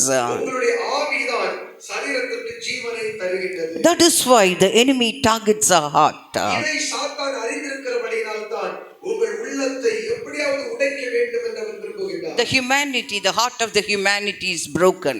இன்றைக்கு மனிதர்களுடைய இருதயமே உடைந்து போயிருக்கின்றது. And make the heart sick. இந்த இருதயத்திலே நோய்கள், வியாதிகள் வந்திருக்கின்றது. There are different kinds of different types of broken heart. பல வகையான உடைந்த உள்ளம், Conditions of heart. உடைந்த உள்ளத்தின் நிலைகள் பல வகையில் இருக்கின்றது. Most of that, when we come to the Lord, we come with that. குறிப்பாக ஒரு மனிதன் இயேசுவை ஏற்றுக்கொள்ளும் பொழுது உடைந்த உள்ளத்தோடு தான் அவன் தேவனை தேடி வருகின்றான். Because he doesn't want to spare anybody to stand up against him. ஏனென்றால் சாத்தானுடைய நோக்கமே தனக்கு எதிராக ஒரு மனிதனும் எழுதி நிற்க கூடாது என்பதை மனதில் வைத்துக் கொண்டுதான் மனிதனுடைய இருதயத்தை அவன் உடைக்க முற்படுகிறான். But he mistook his thought. ஆனால் சாத்தானுடைய சிந்தனைகளும் அவருடைய நோக்கங்களும் அபத்தமாகிவிட்டது. After Jesus came into this world, ஏனென்றால் இயேசு பூமியிலே பிறந்த பின்பு he started healing the humanity. உடைந்த உள்ளத்தோடு வாழ்ந்த மனுக்குலத்தை இயேசு சுற்றித் திரிந்து சுகமாக்க ஆரம்பித்தார். Hallelujah. Hallelujah. He is healing our hearts every moment of our life when we are hurt. நம்முடைய வாழ்க்கையின் ஒவ்வொரு நொடி பொழுதுகளிலும் அவர் நம்மோடு கூட இருந்து உடைந்த நம்முடைய உள்ளத்தை அவர் சுகமாக்கிக் கொண்டே இருக்கின்றார். After the message, I would lead you into a time of healing our spirit. Okay. என்னுடைய செய்தியின் முடிவிலே உடைந்த நம்முடைய ஆவி, உடைந்த உள்ளத்திற்கு சுகத்தை கொண்டு வருவது Spirit himself will come. சுகத்திற்குள் உங்களை வழிநடத்த விரும்புகிறேன். Holy Spirit will come. பரிசுத்த ஆவியானவர் கடந்து வருவார். He will go deeper into your heart. அவர் உங்கள் உள்ளத்தின் ஆழங்களுக்குள்ளே சென்று ஊழியம் செய்வார். If you open your heart for him. உங்கள் உள்ளத்தை அவருக்காய் திறந்து கொடுத்தீர்களானால் உங்கள் உள்ளத்திற்குள் தம்முடைய ஊழியத்தை அவர் செய்வார். Do you trust that? அதை நம்புறீங்களா? ஆமென். Hallelujah. Hallelujah. So you see there are different conditions of heart. இருதயம் உடையும் பொழுது அதற்கு பல நிலைகள் இருக்கின்றது. Now see, that is, he doesn't want us to be strong. நாம் ஆரோக்கியமாய் வாழ்வதை பார்க்க சாத்தான் விரும்புகிறதில்லை. He wants to bring fear in our heart. இவர்கள் தைரியமாய் இருக்கக்கூடாது, பயந்தவர்களாய் இருக்க வேண்டும் என்று சாத்தான் விரும்பி எதிர்மறை பயத்தை உள்ளே கொண்டு வருகின்றார். When what is his name, Timothy was in 2 Timothy 1:7. 2 தீமோத்தேயு 1ஆம் அதிகாரம் 7ஆம் வசனத்திலே தீமோத்தேயுவின் வாழ்வை குறித்து நாம் அங்கு பார்க்கிறோம். Timothy's mother and grandmother was very good believers. தீமோத்தேயுடைய தாய், அவருடைய பாட்டி, இவர்கள் நல்ல விசுவாசிகளாய் இருந்தார்கள் என்று வேதம் சொல்கிறது. So that is imparted. There was a generational blessing imparted to Timothy. இப்படி தீமோத்தேயுவிற்குள்ளே வம்ச வழியாய் வரக்கூடிய ஒரு தலைமுறை ஆசீர்வாதம், அந்த விசுவாசம் தீமோத்தேயுவுக்குள்ளே கடத்திவிடப்பட்டிருந்தது. But there's something happens, we do not know what, but he was having a timid spirit. His giftings are not operated because of his fear. அம்மாவும் பாட்டியும் விசுவாசிகள் தான், அந்த விசுவாச குடும்பத்தில் பிறந்தவன் தான் தீமோத்தேயு. ஆனால் தீமோத்தேயுவுக்குள் காணப்பட்ட ஆண்டவருடைய வரங்களை, தேவன் கொடுத்த வரங்களை, தாளந்துகளை பயன்படுத்த முடியாதபடிக்கு ஏதோ ஒன்று தீமோத்தேயுவை அடக்கி வைத்துக் கொண்டிருந்தது. I think that fear has caused some ulcer in his stomach even. குறிப்பா சொல்ல போனா தீமோத்தேயுவுக்கு அல்சர் இருந்தது என்பதை வேதத்திலிருந்து, குடல் புண் இருந்தது என்பதை வேதத்திலிருந்து அறிந்து That கொள்கிறோம். fear and the secretion of the gastric juice, when it is more, fear can cause ulcer. அதற்கு காரணம் என்னவென்றால் தீமோத்தேயுவை ஒரு பயத்தின் ஆவி ஒடுக்கிக் கொண்டிருந்தபடினால் அந்த பயத்தின் நிமித்தமாக கேஸ்ட்ரிக் ஜூஸ் அதிகரிக்க ஆரம்பித்த பொழுது அந்த அசிடிட்டி நிமித்தமாக Fear. குடலுக்குள் புண்கள் வந்து விட்டது. Fear, there is so many things we need to know what fear does to a human body and how we can be delivered of that. பயம் என்பது வேதனை உள்ளது. அது மனிதனுடைய சரீரங்களை எப்படி சேதப்படுத்தி கொண்டிருக்கிறது என்பதை நாம் புரிந்து கொள்ள வேண்டும். So Apostle Paul is telling him, Timothy, listen, the fear what you have, the timid spirit what you have, God has not given to you. இதை அப்போஸ்தலனாகிய பவுல் தீமோத்தேயுவை பார்த்து சொல்கிறார், தீமோத்தேயுவே, நீ இப்படி பயந்து வாழ வேண்டிய ஒரு மனிதன் அல்ல. இதற்கு காரணமாய் இருப்பது ஒரு பயத்தின் ஆவி. தேவன் 1:7 ஆவியை கொடாமல் பலமும் அன்பும் தெளிந்த புத்தியுமுள்ள ஆவி கொடுத்தார். 2 தீமோத்தேயு 1:7 சேர்ந்து வாசிப்போம். தேவன் நமக்கு பயமுள்ள ஆவியை கொடாமல் பலமும் அன்பும் தெளிந்த புத்தியுமுள்ள ஆவியை கொடுத்திருக்கிறார். Say, God has given me. எல்லாரும் சொல்லுங்க, தேவன் எனக்கு பயமுள்ள ஆவியை கொடாமல் பலமும் அன்பும் தெளிந்த புத்தியுமுள்ள ஆவியை கொடுத்திருக்கிறார். That is Father God, Son and the Holy Spirit. பிதா, குமாரன், பரிசுத்த ஆவியானவர் மூன்று பேர் இருக்கிறார்கள். ஆவியானவர் gives us boldness. இது யார் யார் எதை கொடுக்கறாங்க தெரியுமா? ஆவியானவர் பலத்தை கொடுக்கின்றார். Love, God is love. தேவன் அன்பாய் இருக்கிறார், அவர் அன்பை கொடுக்கின்றார். Power belongs to the Holy Spirit. வல்லமை பரிசுத்த ஆவிக்குரியது. Love, power and sound mind. You have the mind of Christ. கிறிஸ்து நமக்கு தெளிந்த புத்தியை கொடுக்கின்றார். ஆகையால் ஆவியானவர் கொடுக்கின்ற பலம், தேவன் கொடுக்கின்ற தேவ அன்பு, பரிசுத்த கிறிஸ்து இயேசு கொடுக்கின்ற தெளிந்த புத்தி, இது மூன்றும் நமக்குள்ளே இருக்கின்றது. ஆமென் சொல்லுங்களேன். Say, I have. God has given me. Confess it. எல்லாம் திரும்ப சொல்லுங்க, தேவன் எனக்கு பலத்தையும் அன்பையும் தெளிந்த புத்தியும் உள்ள ஆவியை கொடுத்திருக்கின்றார். Fear is a spirit. பயம் என்பது ஒரு ஆவி. It's against your faith. பயம் என்பது உங்கள் விசுவாசத்தின் ஆவிக்கு எதிராக செயல்படுகின்ற ஒரு அசுத்த ஆவி. When fear touches you, பயம் என்கின்ற ஆவி உங்களை தொட்டுவிட்டால் what whole body responds to that? முழு சரீரமும் உடனடியாக அதற்கு பதிலளிக்க ஆரம்பிக்கிறது. Your respiration increases. பயம் வரும் பொழுது என்ன நடக்கின்றது? மூச்சு அதிகரிக்க ஆரம்பிக்கின்றது. Your heart beat faster. இருதய துடிப்புகள் அதிகரித்து விடுகின்றன. You start perspiring, the whole skin, that is, start perspiring. பயம் வந்தவுடனே என்ன நடக்குது?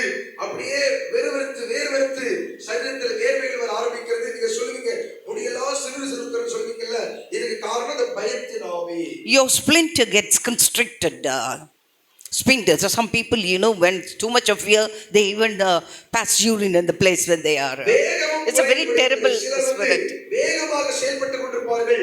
ஆனால் ஒரு பயம் தங்களை தாக்கிய உடனே அந்த வேகம் அப்படியே குறைந்து விடுகிறது. You tremble. This all because the effect of fear is in the human body is very terrible. பயம் வந்தவுடனே நடுக்கம் வந்து விடுகின்றது. ஏனென்றால் இந்த நடுக்கம் வருவதற்கு காரணம் அந்த பயத்தின் ஆவி உங்களை தாக்கிய உடனே இந்த சரீரம் அதற்கு பதிலளிக்க ஆரம்பிக்கின்றதுதான் அந்த நடுக்கத்தின் அடையாளமாக இருக்கின்றது. Don't allow fear in your life. பிரியமானவர்களே, பயம் என்கிற அசுத்த ஆவிக்கு உங்கள் வாழ்க்கையில இடம் கொடுக்க வேண்டாம். Say, spirit of fear. சொல்லுங்க, பயத்தின் ஆவியே, இயேசுவின் நாமத்தினால இயேசுவின் நாமத்தினால என்னை விட்டு போ. என்னை விட்டு போ. You have the right to cast out that fear. பயம் உங்களை தாக்குகிற பொழுதெல்லாம் அந்த பயத்தின் ஆவியை துரத்துகின்ற அதிகாரம் யாருக்கு இருக்கிறது? சொல்லுங்க, எனக்கு இருக்கிறது. God taught me when I was just a beginning, just I was born again.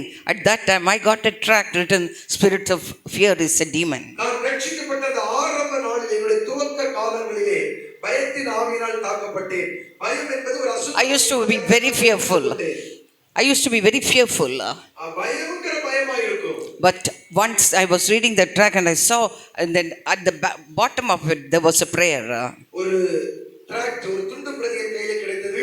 அதில் எழுதப்பட்டிருந்தது, பயம் என்பது ஒரு அசுத்த ஆவி. அதை படித்து நான் கற்றுக்கொண்டேன். Then I said, whatever it's written in that, in the name of Jesus, you spirit of fear, leave me. அதில் எழுதப்பட்டதை அப்படியே வாசித்து நான் சொன்னேன், என்னை பிடித்திருக்கின்ற பொல்லாத பயத்தின் ஆவியே, இயேசுவின் நாமத்தினாலே என்னை விட்டு வெளியே போய் என்று கட்டளை கொடுத்தேன். Anywhere I go, and sometimes you see a snake or you see something fearful, immediately, what happens, you're scared. சிலர் பாத்தீங்கன்னா அப்படியே நடந்து போயிட்டு இருப்பாங்க, திடீர்னு பார்த்தா அங்க ஒரு பாம்பு கிடக்கு, ஏதோ ஒண்ணு கிடக்கு, பாம்பு மாதிரி கூட ஏதாவது ஒரு கயிறு கிடக்கு, பார்த்தோட Immediately, நம்பவே இல்லையா? because what happened, your voluntary and involuntary muscles are reacting to that. ஏன் காரணம் ஏன்னா உங்களுடைய தானாக இயங்கக்கூடிய தசைகளும் மற்றபடி நாம் முடுக்கி விடுகின்ற Voluntary, இதெல்லாம் என்ன செய்யுதுன்னா voluntary and involuntary actions, இது தானாக நமக்கு தெரியாமலே அது செயல்பட ஆரம்பிக்கிறது. Sometimes you run or sometimes you faint. அப்படி பார்த்த உடனே சிலர் என்ன பண்ணிடுவாங்க, ஓடிடுவாங்க, சிலர் அப்படியே மயக்கப்பட்டு விழுந்துருவாங்க. So these are things the enemy is doing. இது பயத்தினாலே வரக்கூடிய பிரதிபலிப்புகள். இதை செய்யறது யாரு? சாத்தான். If you are afraid like that, immediately get up and you rebuke that fear to get out of your body, mind and spirit. இது மாதிரி பயம் வந்துருச்சுன்னா நீங்க என்ன பண்ணணும்? உன்னை பார்த்து பயந்த உடனே இயேசுவின் நாமத்தினாலே இந்த பயத்தை கொண்டு வருகிற பொல்லாத பயத்தினாவியே என்னை விட்டு வெளியே போ, நான் பயப்பட மாட்டேன், கர்த்தர் எனக்கு சகாயம் சொல்ல வேண்டும். That is why 365 plus 1, times Bible says, fear not, fear not, fear not, I am with you. உங்களுக்கு தெரியுமா, வேதத்துல 365 தடவைகளுக்கு மேலாக பயப்படாதே பயப்படாதே பயப்படாதே என்று ஆண்டவர் நமக்கு சொல்லி இருக்கிறார். Because when you allow fear into your life, உங்க வாழ்க்கையில பயத்திற்கு இடம் கொடுப்பீர்களானால் you can fall sick. சீக்கிரமாக வியாதிப்பட்டு விடுவீர்கள். Some children become feverish. Fever is one of the reasons, when they look at some TV or see some horrible movies or something, next day the children will be having fear, eyes will be bulging out, because there is a terrible demon. குறிப்பா பிள்ளைகளை பார்க்கும் பொழுது டிவில எதை பார்க்க கூடாதோ அதுதான் பாப்பாங்க, பேய் படம் பாப்பாங்க. I have cast out many. பார்த்து முடிச்சதுக்கு அப்புறம் காய்ச்சல் வருது, ஐயோ குளிர் காய்ச்சல், தூக்கம் வர மாட்டேங்குது, பயம், நடுக்கம். இந்த அசுத்தாவிகள் அந்த படக்காட்சிகள் மூலமாய் பிள்ளைகளுடைய மனதை பிடித்து பயமுறுத்தி கொண்டிருக்கின்றது. Now you see, sometimes when you hear some sickness somewhere, அடுத்து சிலர் எப்படி பயப்படுறாங்க தெரியுமா? எங்கேயோ ஒருவருக்கு ஒரு வியாதி வந்தது என்று or newspaper சொல்லியிருப்பார்கள், or newspaper, TV announce it so that everybody hears it and you start fearing if it will come and touch you. இல்லனா டிவில நியூஸ்ல போட்டுருப்பாங்க, பேப்பர்ல போட்டுருப்பாங்க, அத பார்த்த உடனே படிச்ச உடனே ஐயோ அந்த வியாதி வந்துருச்சு, அது நம்ம மேல வந்துருமோ, நமக்கு வந்துருமோ, இப்படிப்பட்ட ஒரு அச்சம், பயம் வந்து விடுகிறது. Different many ways the enemy tried to get into our heart. எப்படியாவது ஒரு வழியிலே சாத்தான் இதயத்திற்குள் பயத்தை கொண்டு வரும்படியாய் சூழல்களை பயன்படுத்துகிறார். So you say 365 times it's written, you say that நான் பயப்பட மாட்டேன், நம்புவேன். 365 நாள் இருக்குது, 365 தடவைக்கு மேல ஆண்டவர் சொல்லியிருக்கிறாரு, நீ பயப்படாதே. அப்படி நம்ம ஒவ்வொரு நாளும் சொல்லணும், நான் பயப்பட மாட்டேன், கர்த்தரை நம்புவேன். சத்தமா சொல்லுங்க, கர்த்தரை நம்புவேன். So don't allow that fear to take hold of your heart. பயம் உங்கள் இருதயத்தை பிடிப்பதற்கு நீங்கள் இடம் கொடுக்க வேண்டாம். Hallelujah. Hallelujah. So this is a way you to resist the devil, he will flee from you. சத்துரு உங்களை பயமுறுத்தும்படி வருவான், நீங்கள் இப்படித்தான் அவனுக்கு எதிர்த்து அவரை துரத்த வேண்டும். This is a spiritual battle. இது ஒரு ஆவிக்குரிய யுத்தமாக இருக்கிறது. Don't allow that to settle in your heart. பயம் உள்ளத்திற்குள் குடியிருப்பதற்கு நீங்கள் இடம் கொடுக்க வேண்டாம். Your heart is precious. உங்க இருதயம் பயத்துக்கு இடம் கிடையாது. உங்க இருதயம் விலையேற பெற்றது. இருதயம் தேவனுக்கு மாத்திரம். Don't be timid. You don't have to be afraid of any man. கோழைகளாகவும் இருக்க கூடாது, மனிதர்களை பார்த்து பயப்படவும் கூடாது. Only fear the Lord. தேவனுக்கு பயப்பட வேண்டும், தேவனுக்கு மாத்திரம்தான். That bayam is, hating all that is evil. கர்த்தருக்கு பயப்படுகிற பயம் என்றால் என்ன? தீமையை விட்டு விலகுவதே கர்த்தருக்கு பயப்படுகிற பயம். God loves you. தேவன் உங்களை நேசிக்கிறார். Long life is God planned for you. தீர்க்காயுசு உங்களுக்கு தர வேண்டும் என்று தேவன் திட்டம் பண்ணியிருக்கிறார். God wants you to live in full thing what he has promised for you. உங்களுக்கு வாக்கு பண்ணியிருக்கிற பூரண ஆயுள் நாட்களை நீங்கள் வாழ்ந்து அவரிடத்திற்கு செல்ல வேண்டும் என்றுதான் உங்களை குறித்து தேவன் விரும்புகிறார். you, God has special promise for His children, for His servants in this matter. நீங்கள் அவருடைய பிள்ளைகளாக இருக்கிறபடியால் அவர் தம்முடைய ஊழியர்களுக்காகவும் தம்முடைய பிள்ளைகளுக்காகவும் இந்த விசேஷித்த வாக்குத்தத்தத்தை அவர் வேதத்தில் வைத்திருக்கிறார். In Psalms 143, 3-4. சங்கீதம் 143, 3-4 வசனங்கள். Do you know, sometimes we feel our spirit is imprisoned. We are not freedom to do anything. சங்கீதம் 143, 3-4 வசனங்களில் சொல்லப்பட்டபடி சில நேரங்களிலே நம்முடைய இருதயம் சத்ருவினாலே சிறைபிடிக்கப்பட்டு விடுதலை இல்லாமல் இருப்பதை உணர்வது உண்டு. வாசிக்கலாம். சத்ரு என் ஆத்துமாவை தொடர்ந்து என் பிராணனை தரையோடு நசுக்கி வெகு காலத்துக்கு முன் மரித்தவர்கள் போல் என்னை இருளில் இருக்க பண்ணுகிறார். என் ஆவி என்னில் தீங்குகிறது, என் இருதயம் எனக்குள் சோர்ந்து போகிறது. பூர்வ நாட்களை நினைக்கிறேன், உமது செய்திகளை எல்லாம் தியானிக்கிறேன், உமது கரத்தின் கிரியைகளை யோசிக்கிறேன். So, you know, even that talks about a person who was walking with God and suddenly then after and walking in that fear and like an imprisoned experience. இந்த வார்த்தைகளை பேசுகிறது யார் தெரியுமா? தேவனோடு உறவாடி கொண்டிருந்த பரிசுத்தவானாகிய தாவீது சொல்கிறார். அவர் சொல்கிறார், என்னுடைய பூர்வ நாட்களை நான் நினைத்து பார்க்கிறேன். என் உள்ளம் ஆண்டவரோடு இணைந்திருந்தது, பயம் இல்லாமல் இருந்தது. ஆனால் இப்பொழுதோ சத்ரு என் ஆத்மாவை தொடர்ந்து என் பிராணனை தலையோடு நசுக்கி வெகு காலத்துக்கு முன் மரித்தவர்கள் போல் என்னை இருளுக்குள் இருக்கப்படி ஐயோ பயமா இருக்கிறது என்று தாவீது வந்து சொல்கிறார். He is crying to God. ஆண்டவரை நோக்கி அழுது புலம்புகிறார். The enemy, who is your enemy? உங்களுடைய சத்ரு யார்? It's not your husband, wife, or not your children, not your neighbor, not anybody else. உங்கள் கணவனோ, உங்கள் மனைவியோ, உங்கள் பிள்ளைகளோ, உங்கள் உறவினர்களோ, உங்கள் அயலகத்தில் இருக்கின்றவர்களோ உங்களுக்கு சத்ரு அல்ல. Devil is your enemy. சத்ருவாகிய பிசாசானவன் உங்கள் எதிராளியாக இருக்கின்றான். A spiritual force is against you. ஆவி மண்டலத்தில் ஒரு பெரிய சேனை உங்களுக்கு எதிராக நின்று கொண்டிருக்கிறது. Now, I don't know what David must have, what the psalmist has done. I think something he has done has allowed the enemy to pursue him. தாவீதுடைய பிள்ளைகளாக இருக்கலாம் அல்லது சத்ரு யாரா என்று நமக்கு தெரியாது. யாரோ தாவீதுடைய ஆவி நசுங்கி போகக்கூடிய அளவிற்கு அவரை சேதப்படுத்தி இருக்கிறார்கள் என்பதை புரிந்து கொள்கின்றோம். He needed God to rescue him from that. தாவீது சொல்கிறார், ஆண்டவரே என்னை இந்த சூழ்நிலையில் இருந்து காப்பாற்றுவீராக. So you see that here is that we have to ask God like that. These prayers are given to us that we to apply it in our life. ஒருவேளை உங்க வாழ்க்கையும் சத்ருவினாலே உங்கள் பிராணன் நசுக்கப்பட்டு வெகு காலத்துக்கு முன் மரித்தவர்கள் போல் இருளுக்குள் இருக்கின்ற ஒரு அனுபவத்திற்குள் உங்களை தள்ளி இருக்கலாம். ஆனாலும் நீங்கள் ஆண்டவரை நோக்கி ஜெபிக்க வேண்டும். ஆண்டவரே இந்த சூழ்நிலையில் இருந்து என்னை எழுப்ப பண்ணுவீராக. You feel as though you are crushed to the ground. தரையோடு என்னை நசுக்கி விட்டார் என்கின்ற அளவுக்கு கூட வேதனை நீங்கள் சந்தித்திருக்கலாம். But God is faithful and righteous. ஆனால் ஆண்டவர் உண்மை உள்ளவர், அவர் நீதியாய் காரியங்களை செய்கிறார். When if you go through something like that, இப்படி தாவீதுடைய வாழ்வை போன்ற சில அனுபவங்களை நீங்கள் சந்தித்திருப்பீர்களானால், and if your heart is hurting, உங்கள் இருதயம் இன்னைக்கு துக்கப்பட்டு கொண்டிருக்குமானால், you cry unto God as David said. தாவீது சொன்னதை போல ஆண்டவரை நோக்கி நீங்கள் கதறுங்கள். Sometimes you think God has also left me. சில நேரங்களில் உங்க உள்ளம் சொல்லும், ஐயோ ஆண்டவர் என்னை கைவிட்டு விட்டார், எனக்கு யாருமே இல்லை என்று எதிர்மறை வார்த்தைகள் வருவது உண்டு. Everybody left me as though I am not alive even. எல்லாரும் என்னை கைவிட்டார்கள், யாரையும் நம்ப முடியவில்லை என்று சில நேரங்களில் கதறுவது உண்டு. Words 4 talking about my spirit goes faint within me. சங்கீதம் 143:4 வசனம் சொல்கிறது, என் ஆவி என்னில் தீங்குகின்றது. My heart within me is dismayed. என் இருதயம் எனக்குள் சோர்ந்து போகின்றது. Have you ever been like that?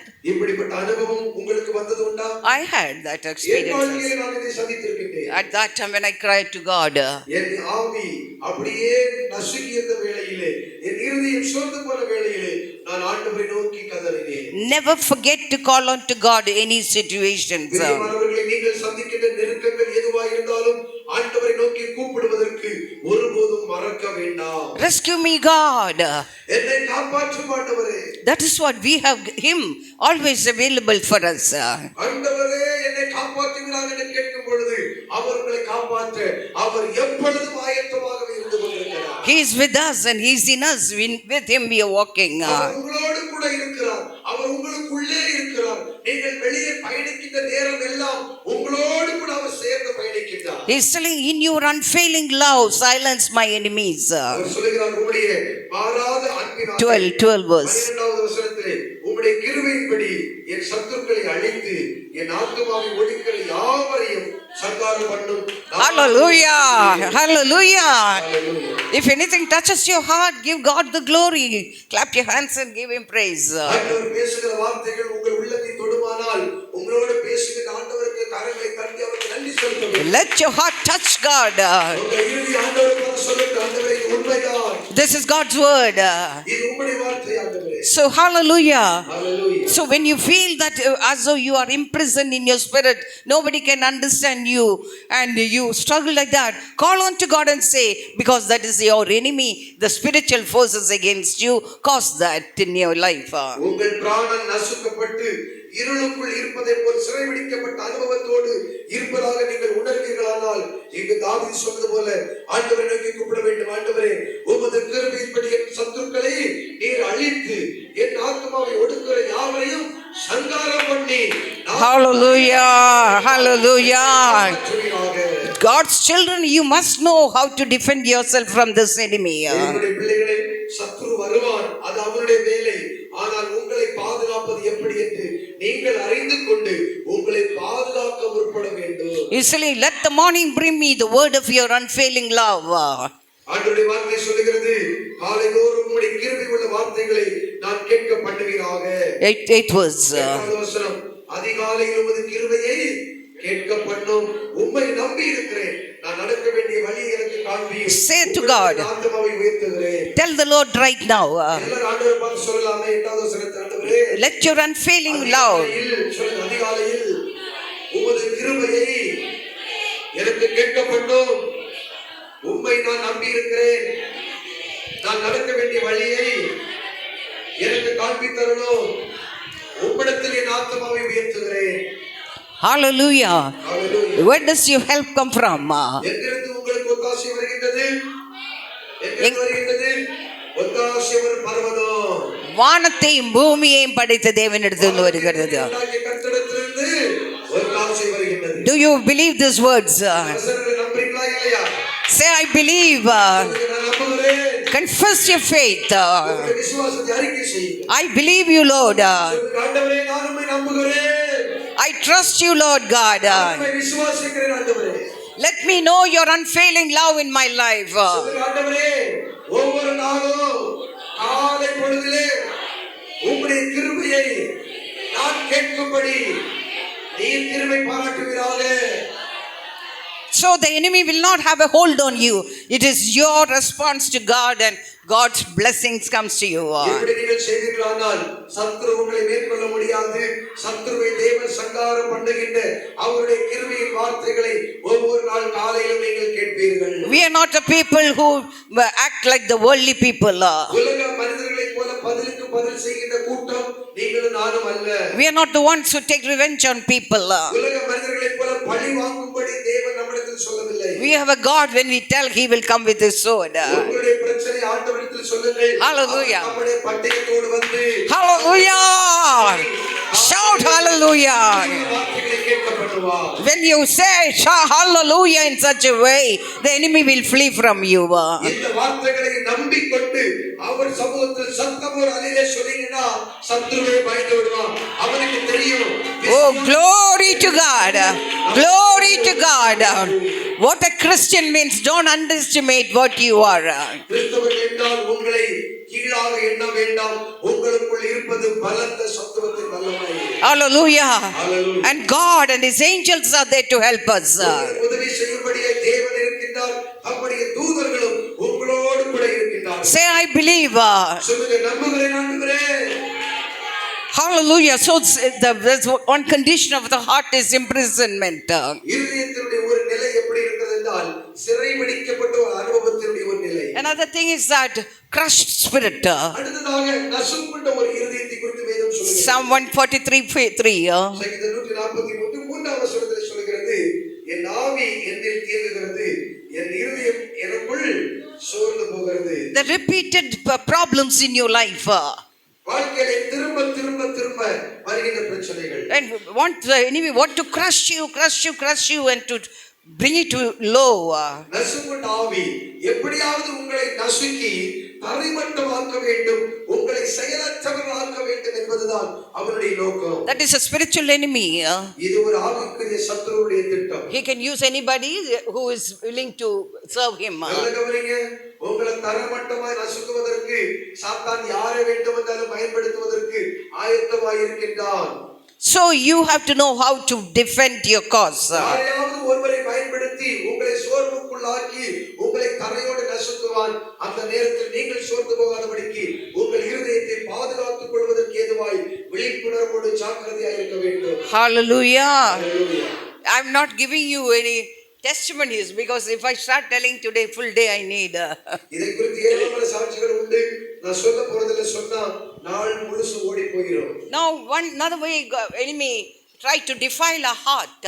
சத்துரு நம்முடைய இருதயத்தை அடுத்ததாக கரைப்படுத்தும்படி முற்படுகின்றார். That's by putting us into sexual immorality. உலகிடன பாலியல் பாவங்களை ஆசை காட்டி அதை செய்ய வைத்து இருதயத்தை கரைப்படுத்தி அசுத்தப்படுத்துகின்ற காரியங்களுக்குள் நம்மை தள்ளி விடுகின்றார். So when our spirit is defiled, நம்முடைய ஆவி கரைப்பட்டு விட்டால், our heart is defiled, இருதயம் கரைப்பட்டு விட்டால், you must know one thing, God is living there. ஒன்றை நீங்கள் புரிந்து கொள்ள வேண்டும், நம்முடைய இருதயம் தூய்மையாக இருக்க வேண்டும். ஏனென்றால் பரிசுத்தராகிய தேவன் நமக்குள்ளே வாழ்ந்து கொண்டிருக்கிறார். அதை அசுத்தப்படுத்த கூடாது. Don't allow any defilement to come into your heart. பரிசுத்தமான தேவன் வாழ்ந்து கொண்டிருக்கின்ற இந்த பரிசுத்தமான இருதயத்திலே அசுத்தங்கள் பிரவேசிப்பதற்கு ஏதுவான அசுத்த எண்ணங்களுக்கு இடம் கொடாதபடிக்கு கவனமாக இருக்க வேண்டும். Hallelujah. Hallelujah. You are called to live a righteous life.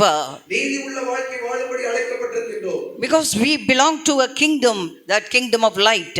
நாம் ஒளியின் ராஜ்யத்திற்கு சொந்தமானவர்கள். We belong to a holy God. பரிசுத்தமான தேவனுக்கு சொந்தமானவர்கள். We call him Father. அவரை அப்பா என்று கூப்பிட பாக்கியத்தை பெற்றவர்கள். If you are walking in righteousness, நீதியாய் வாழ்வீர்களானால், and if you seek the kingdom principles, தேவனுடைய ராஜ்யத்தையும் அவருடைய நீதியையும் நீங்கள் தேடுவீர்களானால், love, joy, peace, அன்பு, சந்தோஷம், சமாதானத்தை பெற்றுக்கொள்வீர்கள். and also all the other things shall be added into your life. அவருடைய வார்த்தை சொல்லுகிறது, தேவனுடைய ராஜ்யத்தையும் அவருடைய நீதியையும் தேடினால் உங்களுக்கு தேவையான மற்ற எல்லாவற்றையும் அவர் சேர்த்து கொடுப்பார். Hallelujah. Hallelujah. Righteous man will have no lack. நீதிமானுக்கு குறைவு என்பதற்கு வேலையே கிடையாது, குறைவே இருக்காது. So look at the blessings of God. தேவன் கொடுக்கிற ஆசீர்வாதங்களை பாருங்கள். Now, so that is, I'm just quickly going from there. வேகமாக சொல்லி முடிக்கிறேன். So don't allow the enemy to crush your heart. சத்துரு எந்த விதத்திலும் உங்கள் இருதயத்தை தரையோடு நசுக்குவதற்கு நீங்கள் இடம் கொடுக்க வேண்டாம். What crushes a heart? உங்கள் இருதயத்தை நசுக்குகின்ற காரியம் என்ன? Any heart relationships. இருதயத்தோடு உண்மையாய் ஒருத்தர் நம்பி நேசிப்பிக்க பாருங்க, அவன் காலவாரி விடுவான். அப்பதான் உங்க இருதயம் நசுங்கி போய்விடும். Be careful in life. ஜாக்கிரதையாக இருக்க வேண்டும். And if God is not in it, அந்த உறவுக்குள் தேவன் இல்லாமல் இருந்தால், secret relationships, ரகசிய பந்தங்கள் இருக்குமானால், it can definitely, because if God is not in it, God's presence is not there, enemy will crush you. அந்த உறவுக்குள் தேவன் இல்லாமல் இருக்கிறபடியினால் சாத்தான் உங்கள் இருதயத்தை அந்த நபரை பயன்படுத்தி நசுக்கி விடுவான். ஏதோ ஒரு சூழ்நிலையை நம்பிக்கை துரோகம் செய்து விடுவார்கள். So there are so many things what's happening in the world. I'm not going into that. இப்படி சாத்தான் சுற்றுச்சூழல்களை பயன்படுத்தி இருதயத்தை நசுக்குகிறார். இது உலகத்தில் பார்த்து கொண்டிருக்கிற காரியம். Your heart is very precious. அருமையானவர்களே, உங்கள் இருதயம் விலையேற பெற்றது. You very careful whom you choose as friends. யாரை உங்களுக்கு நண்பர்களாக தெரிந்து கொள்கிறீர்கள் என்பதிலே கவனமாக இருக்க வேண்டும். Sometimes we feel that I'm like an orphan, I don't have anybody, I feel lonely. These thoughts are coming from God, coming from the devil. சில நேரங்களில் ஐயோ நான் ஒரு அனாதை, எனக்கு யாருமே இல்லையே, என்னை விசாரிப்பதற்கு யாருமே இல்லை என்கின்ற ஒரு அனாதையின் எண்ணங்கள் வருகின்றது. இது தேவன் கொடுக்கின்ற எண்ணங்கள் அல்ல, இது சாத்தான் கொடுக்கின்ற எண்ணங்கள் என்பதை உடனடியாக நீங்கள் புரிந்து கொள்ள வேண்டும். Are you orphan? நீங்க அனாதைகளா? அனாதைகளா? You don't have a father. உங்களுக்கு அப்பா இல்லையா? இருக்காரா இல்லையா? You have no one to care for you. உங்களை விசாரிக்க யாருமே இல்லையா? Say God cares for me. சொல்லுங்க, என் தேவன் என்னை விசாரிக்கிறவர். God is my father. தேவன் என்னுடைய அப்பா. God is my everything to me. தேவன் எனக்கு எல்லாவற்றுக்கும் எல்லாமாய் இருக்கிறார். இஃப் எல்லாத்துக்கும் எல்லாம் இருந்தாலும் எல்லாம் ஆண்டவருக்கு லாஸ்ட் பிளேஸ் எல்லாம் கொடுக்கனா யூ கான்ட் டெல் தட். ஒண்ணு தெரியுமா, அவர் உங்களுக்கு எல்லாவற்றுக்கும் எல்லாமா இருக்கிறார். அது வாயில விட சொல்றோம், வாயில சொல்றோம். ஆனா தனிப்பட்ட வாழ்க்கையில பார்த்தா ஆண்டவருக்கு லாஸ்ட் பிளேஸ், கடைசி இடத்தை தான் ஆண்டவர் கொடுக்கிறோம். ஆனா வாயில சொல்றது என்னது, அவர் எனக்கு எல்லாவற்றுக்கும், அப்படி சொல்லி பிரயோஜனம் இல்ல. People of God, அருமையான தேவ பிள்ளைகளே, there is no one like God நம்முடைய தேவனை போல நல்லவர் ஒருவரும் இல்லை. who can provide you, உங்கள் தேவைகளை சந்திக்கக்கூடிய தேவனை போல ஒருவர் இல்லை. who can protect you, உங்களை பாதுகாக்கின்ற தெய்வத்தை போல உங்களை பாதுகாக்கிறவர் ஒருவர் இல்லை. who can love you. உங்களை நேசிக்கின்ற தெய்வத்தை போல உங்களை நேசிக்கிறவர் ஒருவரும் இல்லை. God, give God first place. அதனால அன்பானவர்களே, தேவனுக்கு முதலிடத்தை கொடுங்கள். Say, God, you are my first love. ஆண்டவரே, நீர்தான் My என் first- முதல் அன்பு. If God is your first love, ஆண்டவருக்கு நீங்கள் முதலிடம் கொடுப்பீர்களானால் you are the blessed person. நீங்க தான் பாக்கியவான்கள். Do you want to be blessed, நீங்க பாக்கியவான்களாக விரும்புகிறீங்களா? or walking with sorrow and deep with those thing cry? இல்ல இப்படியே சோகத்தோடு டம்பளர் மூஞ்சி வச்சுக்கிட்டு வாழ்ந்தா போதும் அப்படி நினைக்கிறீங்களா?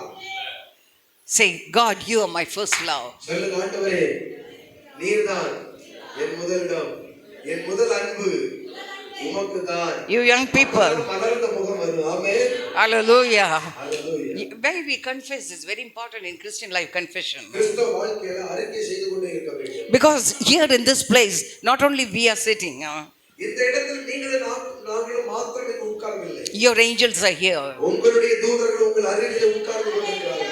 The angels appointed for the church is here. திருச்சபை பாதுகாக்க தேவனால் நியமிக்கப்பட்ட தூதர்களும் இதை சுற்றி நின்று கொண்டிருக்கிறார்கள். Heaven is open. வானம் இந்த இடத்தில் திறந்திருக்கின்றது.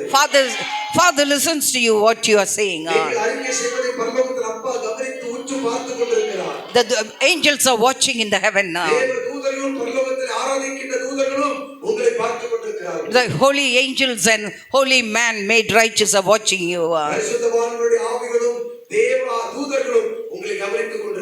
So when you confess that, God's heart rejoices. நீங்கள் அறிக்கை செய்யும் பொழுது உங்கள் தேவனுடைய இருதயம் களிகூருகிறது. Hallelujah. You understand why we are telling like that? நான் ஏன் இப்படி சொல்றது உங்களுக்கு புரியுதா? Why I'm telling you clap hands, not for me. I don't need anything. கரங்களை தட்ட சொல்றது எனக்காக அல்ல. Hallelujah. தேவனுக்காக. Hallelujah to God. அல்லேலூயா சொல்றது யாருக்காக? தேவனுக்காக. May your conscience be open towards the heavenlies. இன்றைக்கு பரலோகத்தை பார்க்கும்படியாய் உங்கள் மனக்கண்கள் திறப்பதாக. Hallelujah. Hallelujah. Understanding a Christian's life. கிறிஸ்தவனுடைய வாழ்க்கையை புரிந்து கொள்ள வேண்டும். The times are so close. The closeness of God is, you should feel it. அவர்கள் தேவனுடைய வருகை வெகு சீக்கிரமாக இருக்கின்றது. ஆகையால் தேவன் உங்களுக்கு சமீபமாக இருக்கிறார் என்பதை ஒவ்வொரு நாளும் நீங்கள் உணர வேண்டும். Hallelujah. Hallelujah. Okay, now one thing time acha? Okay. Right now, what I'm going to do is that there are many things might have happened in your life, must have hurt your heart. சொல்லுவதற்கு ஏராளம் உண்டு. நேரம் முடிந்து விட்டபடியால் முடிக்க போகிறேன். Okay. உலகத்திலே மனிதர்களாய் பிறந்த நம்முடைய வாழ்க்கையை காயப்படுத்துகின்ற ஏராளமான காரியங்கள் உண்டு, பல சூழ்நிலைகளும் உண்டு. Today, God wants to heal that areas of your heart which is wounded. உங்கள் உள்ளம் பல சூழ்நிலைகள் நிமித்தமாய் உடைந்திருக்கலாம். உடைந்த உங்கள் உள்ளத்தை கர்த்தருடைய ஆவியானவர் இன்னைக்கு சுகப்படுத்தி முழுமையாய் மாற்ற விரும்புகிறார். Will you please close your eyes இருக்கிற இடங்களில் அப்படியே கண்களை மூடலாம். and expecting the Holy Spirit to move in your heart. பரிசுத்த ஆவியானவர் உடைந்த உங்கள் உள்ளத்திற்குள் ஊழியம் செய்யும்படியாய் எதிர்பார்ப்போடு அவரை நோக்கி பாருங்கள். There are many things must have happened in your life and you did not know what to do. நீங்கள் எதிர்பார்க்காத அநேக வழிகளிலே பாதிக்கப்பட்டு பாதிப்பை சந்தித்திருக்கிறீர்கள். இதை போய் யார்கிட்ட சொல்றது, இதை எப்படி சமாளிப்பது, கையாளுவது என்று தெரியாமல் பல நேரங்களில் பயந்து வாழ்வது உண்டு. Jesus wants to heal you. இன்னைக்கு ஆண்டவர் சொல்லுகிறார், உடைந்த உன் உள்ளத்தை சுகமாக்க நான் உன் அருகில் வந்து நிற்கிறேன். He wants to open the prison doors and set you free. உன் உள்ளத்தை உடைத்து சத்துரு உன்னை சிறைக்குள் அடைத்து வைத்திருக்கின்றான். இன்றைக்கு சிறைச்சாலை கதவை நான் திறந்து உன் உள்ளத்தை வெளியே கொண்டு வர நான் விரும்புகிறேன். As I invite the Holy Spirit, நான் சொல்லவில்லை, பரிசுத்த ஆவியானவர் சொல்லுகிறார். now as the Holy Spirit moves, பரிசுத்த ஆவியானவர் இங்கு அசைவாடிக் கொண்டிருக்கின்ற இந்த வேளையிலே talk to God. ஆவியானவரோடு பேசுங்கள், Is- ஆண்டவரோடு பேசுங்கள். where you are wounded and what is hurting you. உண்மையை உள்ளதை உள்ளபடி அவரிடத்தில் அறிக்கை செய்யுங்கள். எப்பொழுது என்னைக்கு எந்த சூழ்நிலையை காயப்பட்டீர்கள் என்பதை ஆண்டவரிடத்தில் சொல்லுங்கள். Your pain, God wants to remove it. எதை குறித்து நினைக்கும் பொழுது உங்களுக்குள் வேதனை வருகிறதோ அதை ஆண்டவரிடத்தில் சொல்லுங்கள். அந்த வேதனையை உங்கள் உள்ளத்திலிருந்து நீக்கிவிடாமல் Bible says God is close to the broken heart. உங்கள் உள்ளத்திற்கு அவர் சமீபமாகவே இருக்கின்றார். And give your worries to God. What are you worried about? எதை குறித்து நினைக்கும் பொழுது உங்களுக்கு கவலை வருகின்றதோ அதை ஆண்டவரிடத்தில் சொல்லுங்கள். Tell the traumas that you have gone through. எதை குறித்து நினைக்கும் பொழுது நடுக்கம் வருகின்றதோ ஆண்டவரிடத்தில் சொல்லுங்கள். ஆண்டவரே, இந்த குறிப்பிட்ட நபர் நிமித்தமாய் சூழ்நிலைகள் நிமித்தமாய் நான் நடுங்கி போனேன், என்னை விடுதலை செய்கிறார் என்று சொல்லி ஆண்டவரிடத்தில் அறிக்கை செய்யுங்கள். Is there any disappointment which has happened in your life? நம்பிக்கொண்டிருந்த சிலர் மூலமாய் ஏமாற்றப்பட்டீர்கள், ஏமாற்றங்கள் இருக்குமானால் ஆண்டவரிடத்தில் சொல்லுங்கள். Forgive those people, whoso it is. உங்களை ஏமாற்றிய அந்த நபரை மன்னித்து விடுங்கள். அவர் யாராயிருந்தாலும் மன்னித்து விடுங்கள். What are you afraid of? எதை குறித்து நீங்கள் பயந்து கொண்டிருக்கிறீர்கள்? Are you afraid of some sicknesses? சில வியாதிகளை நினைத்து பயந்து கொண்டிருக்கிறீர்களா? Whatever it is, எதுவாயிருந்தாலும் சரி, tell to God, ஆண்டவரிடத்தில் சொல்லுங்கள். I want freedom, oh God. என்னை விடுதலை செய்வீராக. I forgive the people who has caused the pain in my heart. இந்த அளவிற்கு நான் வேதனைப்படுவதற்கு காரணமாயிருந்த இந்த நபர்களை நான் மன்னிக்கிறேன் ஆண்டவரே. Say, God, you know my situations. ஆண்டவரே, என் சூழ்நிலையை நீர் முழுவதும் அறிந்திருக்கிறீர்கள். All the hurts, என்னுடைய காயப்பட்ட உள்ளத்தின் காயங்களை அறிந்திருக்கிறீர்கள். all the disappointments, என்னுடைய ஏமாற்றங்களை நீர் அறிந்திருக்கிறீர்கள் ஆண்டவரே. all the traumas. என் வாழ்வை நடுங்க வைக்கின்ற நடுக்கங்களை அறிந்திருக்கிறீர்கள் ஆண்டவரே. Say, Lord, touch those areas. ஆண்டவரே, நடுங்கி போய் பயந்திருக்கின்ற அந்த பகுதிகளை உம்முடைய கரம் தொடுவதாக. Say, Lord, I give you permission. அவரை பார்த்து சொல்லுங்க. ஆண்டவரே, என் வாழ்வின் ஒவ்வொரு அறைகளுக்குள்ளே நீர் ஊழியம் செய்யும்படியாய் உமக்கு நான் அனுமதி கொடுக்கிறேன். Release that pain from my heart.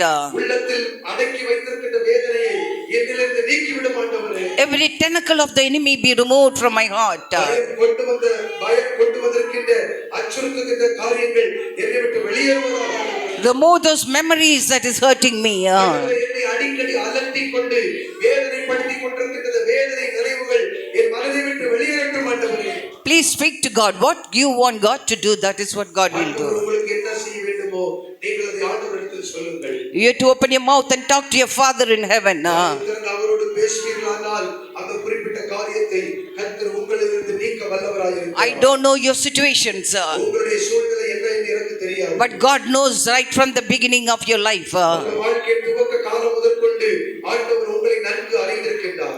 He will erase those pains if you want to. நீங்கள் விரும்பினால் வேதனை அவரிடத்தில் அறிக்கை செய்யுங்கள். அவர் அதை முற்றிலுமாக இன்றையோடு எடுத்துவிட வல்லவராய் இருக்கிறார். Because God wants us to invite Him into those areas of our life. வேதனை இருக்கின்ற பகுதிக்குள் அசுத்தாவிகளை வைத்திருக்க வேண்டாம். கர்த்தர் அந்த பகுதிகளுக்குள்ளே வர வேண்டும். அவரை நீங்கள் வரவழையுங்கள். அவர் உள்ளே வர ஆயத்தமாய் இருக்கின்றார். Ask the Holy Spirit to heal the memories. ஆண்டவரே, வேதனையோடு இருக்கின்ற என் நினைவுகளை நீர் சுகப்படுத்துவீராக என்று கேளுங்கள். Don't carry your weight. இனிமேல் இந்த பாரத்தை நீங்கள் சுமக்க வேண்டாம். You can't run the race carrying the weight. இந்த பாரத்தை உங்களால் இனிமேல் சுமக்க முடியாது. In Jesus' name, இயேசுவின் நாமத்தினாலே if you trust God, கர்த்தரை நம்புவீர்களானால், if you trust that God is listening to you, தேவன் உங்கள் வார்த்தைகளை கவனித்து கேட்கிறார் என்பதை விசுவாசிப்பீர்களானால், say, God, பார்த்து சொல்லுங்க. ஆண்டவரே, come into my wounded areas of my life. காயப்பட்ட பகுதிகளுக்குள்ளே நீர் கடந்து வரும்படி உம்மை அழைக்கிறேன் ஆண்டவரே. Give me a new heart and a new life. புதிய இருதயத்தை, சதையான இருதயத்தை எனக்கு தருவீராக. Every eye is closed. எல்லா கண்களையும் மூடலாம். Know the presence of God. ஆண்டவருடைய பிரசன்னம் இருப்பதை உணர்ந்து கண்களை மூடி உள்ளத்தின் ஆழத்திலிருந்து அவரை நோக்கி பார்க்கலாம். Speak to God. ஆண்டவரோடு பேசலாம். He listens to you. உங்களுடைய ஒவ்வொரு வார்த்தையையும் அவர் கவனித்து கேட்கிறார். He knows your pains. உங்கள் உள்ளத்தின் வேதனைகளை அவர் புரிந்து கொள்கிறார். But do you want God to intervene? உங்கள் சூழ்நிலையில ஆண்டவர் குறுக்கிட வேண்டும் என்று நீங்கள் விரும்பினால் அவரை அழைத்து உங்கள் சூழ்நிலைக்குள் கொண்டு வாருங்கள். Say, Holy Spirit, அவருக்கு சொல்லுங்க. பரிசுத்த ஆவியானவரே, in the name of Jesus Christ, இயேசுவின் நாமத்தினாலே Lord, release me from all kinds of trauma. அவரிடத்தில் சொல்லுங்க. ஆண்டவரே, என்னை பயமுறுத்தி கொண்டிருக்கின்ற இந்த குறிப்பிட்ட காரியத்திலிருந்து என்னை விடுதலை செய்யும்படி வேண்டுகிறேன். every rejection and abandonment in my life. நான் சந்தித்த ஏமாற்றங்கள், கைவிடப்பட்ட நிலைகள், புறக்கணிப்பிலிருந்து என்னை விடுதலை செய்யும்படி வேண்டுகிறேன். Heal every broken heart syndrome. தேவனே, நிந்தையினாலே உடைந்த என் உள்ளத்தை நீர் விடுதலை செய்து அது நிமித்தம் வந்திருக்கின்ற நடுக்கத்திலிருந்து என்னை காப்பாற்றும்படி வேண்டுகிறேன். Lord, if anybody has gone through any trauma of accidents, ask the Lord to come in that areas and heal those wounds. இங்க இருக்கிற உங்களில் யாராவது விபத்துகளை சந்தித்து பயந்து கொண்டிருப்பீர்களானால் ஆண்டவரிடத்தில் சொல்லுங்கள், ஆண்டவரே, விபத்தின் மூலமாய் நான் சந்தித்த அந்த நடுக்கத்திலிருந்து என்னை விடுதலை செய்து காயப்பட்டது பகுதிகளை நீர் சுகப்படுத்துவீராக என்று அறிக்கை செய்யுங்கள். Don't be afraid to come to the Lord. கர்த்தர் சமூகத்தில் வந்து அறிக்கை செய்வதற்கு பயப்பட வேண்டாம். Don't be ashamed to talk to Father God. உங்க அப்பாட்ட பேசுறதுக்கு வெட்கப்படவே கூடாது. If there is any sin that is preventing you, confess that sin. வெட்கப்படுறதுக்கு காரணம் பாவம். அப்படி ஒருவேளை பாவம் இருக்குமானால் பாவத்தை முதலாவது அறிக்கை செய்து அவரிடத்தில் மன்னிப்பு பெற்று கழுவப்படுங்கள். அதன் பின்பு அவரிடத்தில் பேசுகின்ற தைரியத்தை பெற்றுக் கொள்ளுங்கள். In the mighty name of Jesus Christ, I am going to pray for you. உங்களுக்காக ஜெபிக்க போகிறேன். Everybody stand up on your feet. In the presence of God is here. கர்த்தருடைய பிரசன்னம் இங்கு உலாவிக் கொண்டிருக்கிறது. He sent His word and healed you. அவருடைய வார்த்தைகளை அனுப்பி உங்களை குணமாக்குகின்றார். Every hands lifted up எல்லாருடைய கரங்களை உயர்த்தி வைக்கலாம். as a surrender. ஒரு அர்ப்பணிப்பு அடையாளமாக கரங்களை உயர்த்தலாம். May the Lord see your hands கர்த்தர் உங்கள் கரங்களை பார்க்கட்டும். and let Him touch you. அவருடைய கைகளினால் உங்களுடைய கைகளை அவர் தொடட்டும். Father, in the name of Jesus Christ, தகப்பனே, இயேசுவின் நாமத்தினாலே I send the word of healing to each and every heart. இருக்கிற ஒவ்வொரு உள்ளங்களுக்குள்ளே சுகமளிக்கின்ற உம்முடைய ஆறுதல் வார்த்தைகளை அனுப்புவீராக. I curse any form of trauma இவர்களை தாக்கிக் கொண்டிருக்கிற எந்த நடுக்கமாயிருந்தாலும் இயேசுவின் நாமத்தினாலே இவர்களை சபிக்கிறேன். every rejections, எல்லா புறக்கணிப்புகளை அர்த்தம் பண்ணுகிறேன். every abandonment, கைவிடப்பட்ட தன்மைகளை அர்த்தம் பண்ணுகிறேன். every broken heart syndrome, இவர்களை நடுங்க வைக்கின்ற இருதய பிளவுகளை இயேசுவின் நாமத்தில் இவர்கள் உள்ளங்களை விட்டு every false responsibility, ஐயோ, இது என்னால தான் நடந்தது என்று பொய்யான பொறுப்பை எடுக்கின்ற பொய் பொறுப்புகள் இயேசுவின் நாமத்திலே வெளியேறுவதாக. every chronic fatigue syndrome, இயேசுவின் நாமத்திலே தீராத பயமுறுத்துகின்ற வியாதிகள் சரீரத்தை விட்டு விலகுவதாக. depression and oppression leave. மன அழுத்தங்கள் ஒடுக்கங்கள் விலகுவதாக. I thank you, Lord God. உமக்கு நன்றி சொல்லுகிறேன் ஆண்டவரே. Father, I thank you, Lord. உமக்கு நன்றி. And heal all the cellular memories, O Lord God. நினைவு பகுதிகள் சுகமடைக்கும். Let the memories be healed. பகுதிகள் சுகமாகட்டும். Wipe away every pain. எல்லாவிதமான வேதனை நீக்கும்படி கேட்கிறேன். In the name of Jesus. இயேசுவின் நாமத்தினாலே Every pain, எல்லா வேதனைகளை every fear, in the mighty name of Jesus. வல்லமையான நாமத்தில் From head to toe, உச்சந்தலையில் உள்ள கால் வரையிலும் get out. I curse the spirit of trauma. Trauma, go. Pain in the legs, pain in the heart. Rebuke it in Jesus' name. Arthritis, go. Every knee pains be problems be solved. Stress and trauma and fear leave. Lord, I pray that immune system be made healthy. Make them strong and stout-hearted. Any sickness and diseases in the bodies, I rebuke it in Jesus' name. Rebuke it in Jesus' name. Lord, in Jesus' name. Every assignment of death, I rebuke it, cancel it.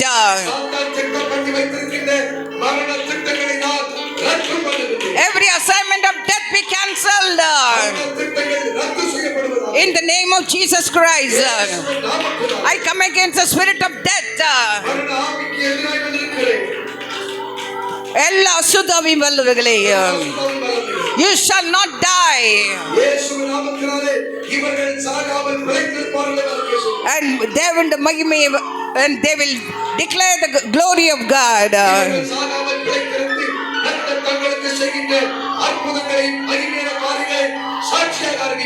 Lord, unlock your destiny in them.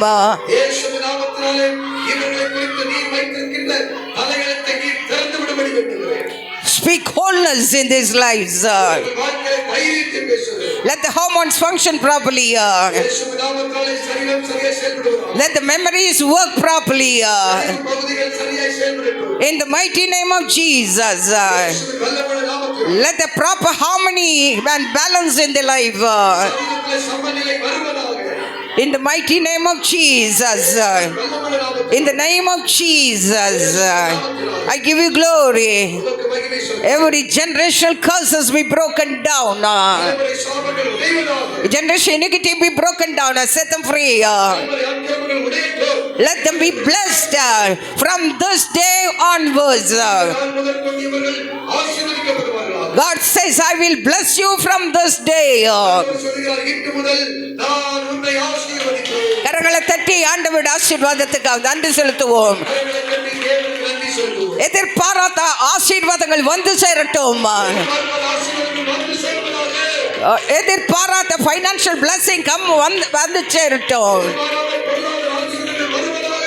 எதிர்பாராத உதவிகள் வரட்டும். மாறாமல் உதவிகள் வருவதாக. In the mighty name of Jesus Christ. இயேசுவின் வல்லமையுள்ள நாமத்தில் From head to toe. உள்ளத்தில் வரை Refresh them. உண்டாகட்டும். Refresh them. Refresh them. உண்டாகட்டும். Peace and joy. மகிழ்ச்சி உண்டாகட்டும். Release it upon them. மகிழ்ச்சி உண்டாகட்டும். In Jesus' name. இயேசுவின் நாமத்தில் Thank you, Father. I give you glory. நன்றி தகப்பனே, உமக்கு மகிமை செலுத்துகிறேன். In the mighty name of Jesus Christ. இயேசு கிறிஸ்துவின் நாமத்தினாலே. Amen. Amen. Thank you, Pastor.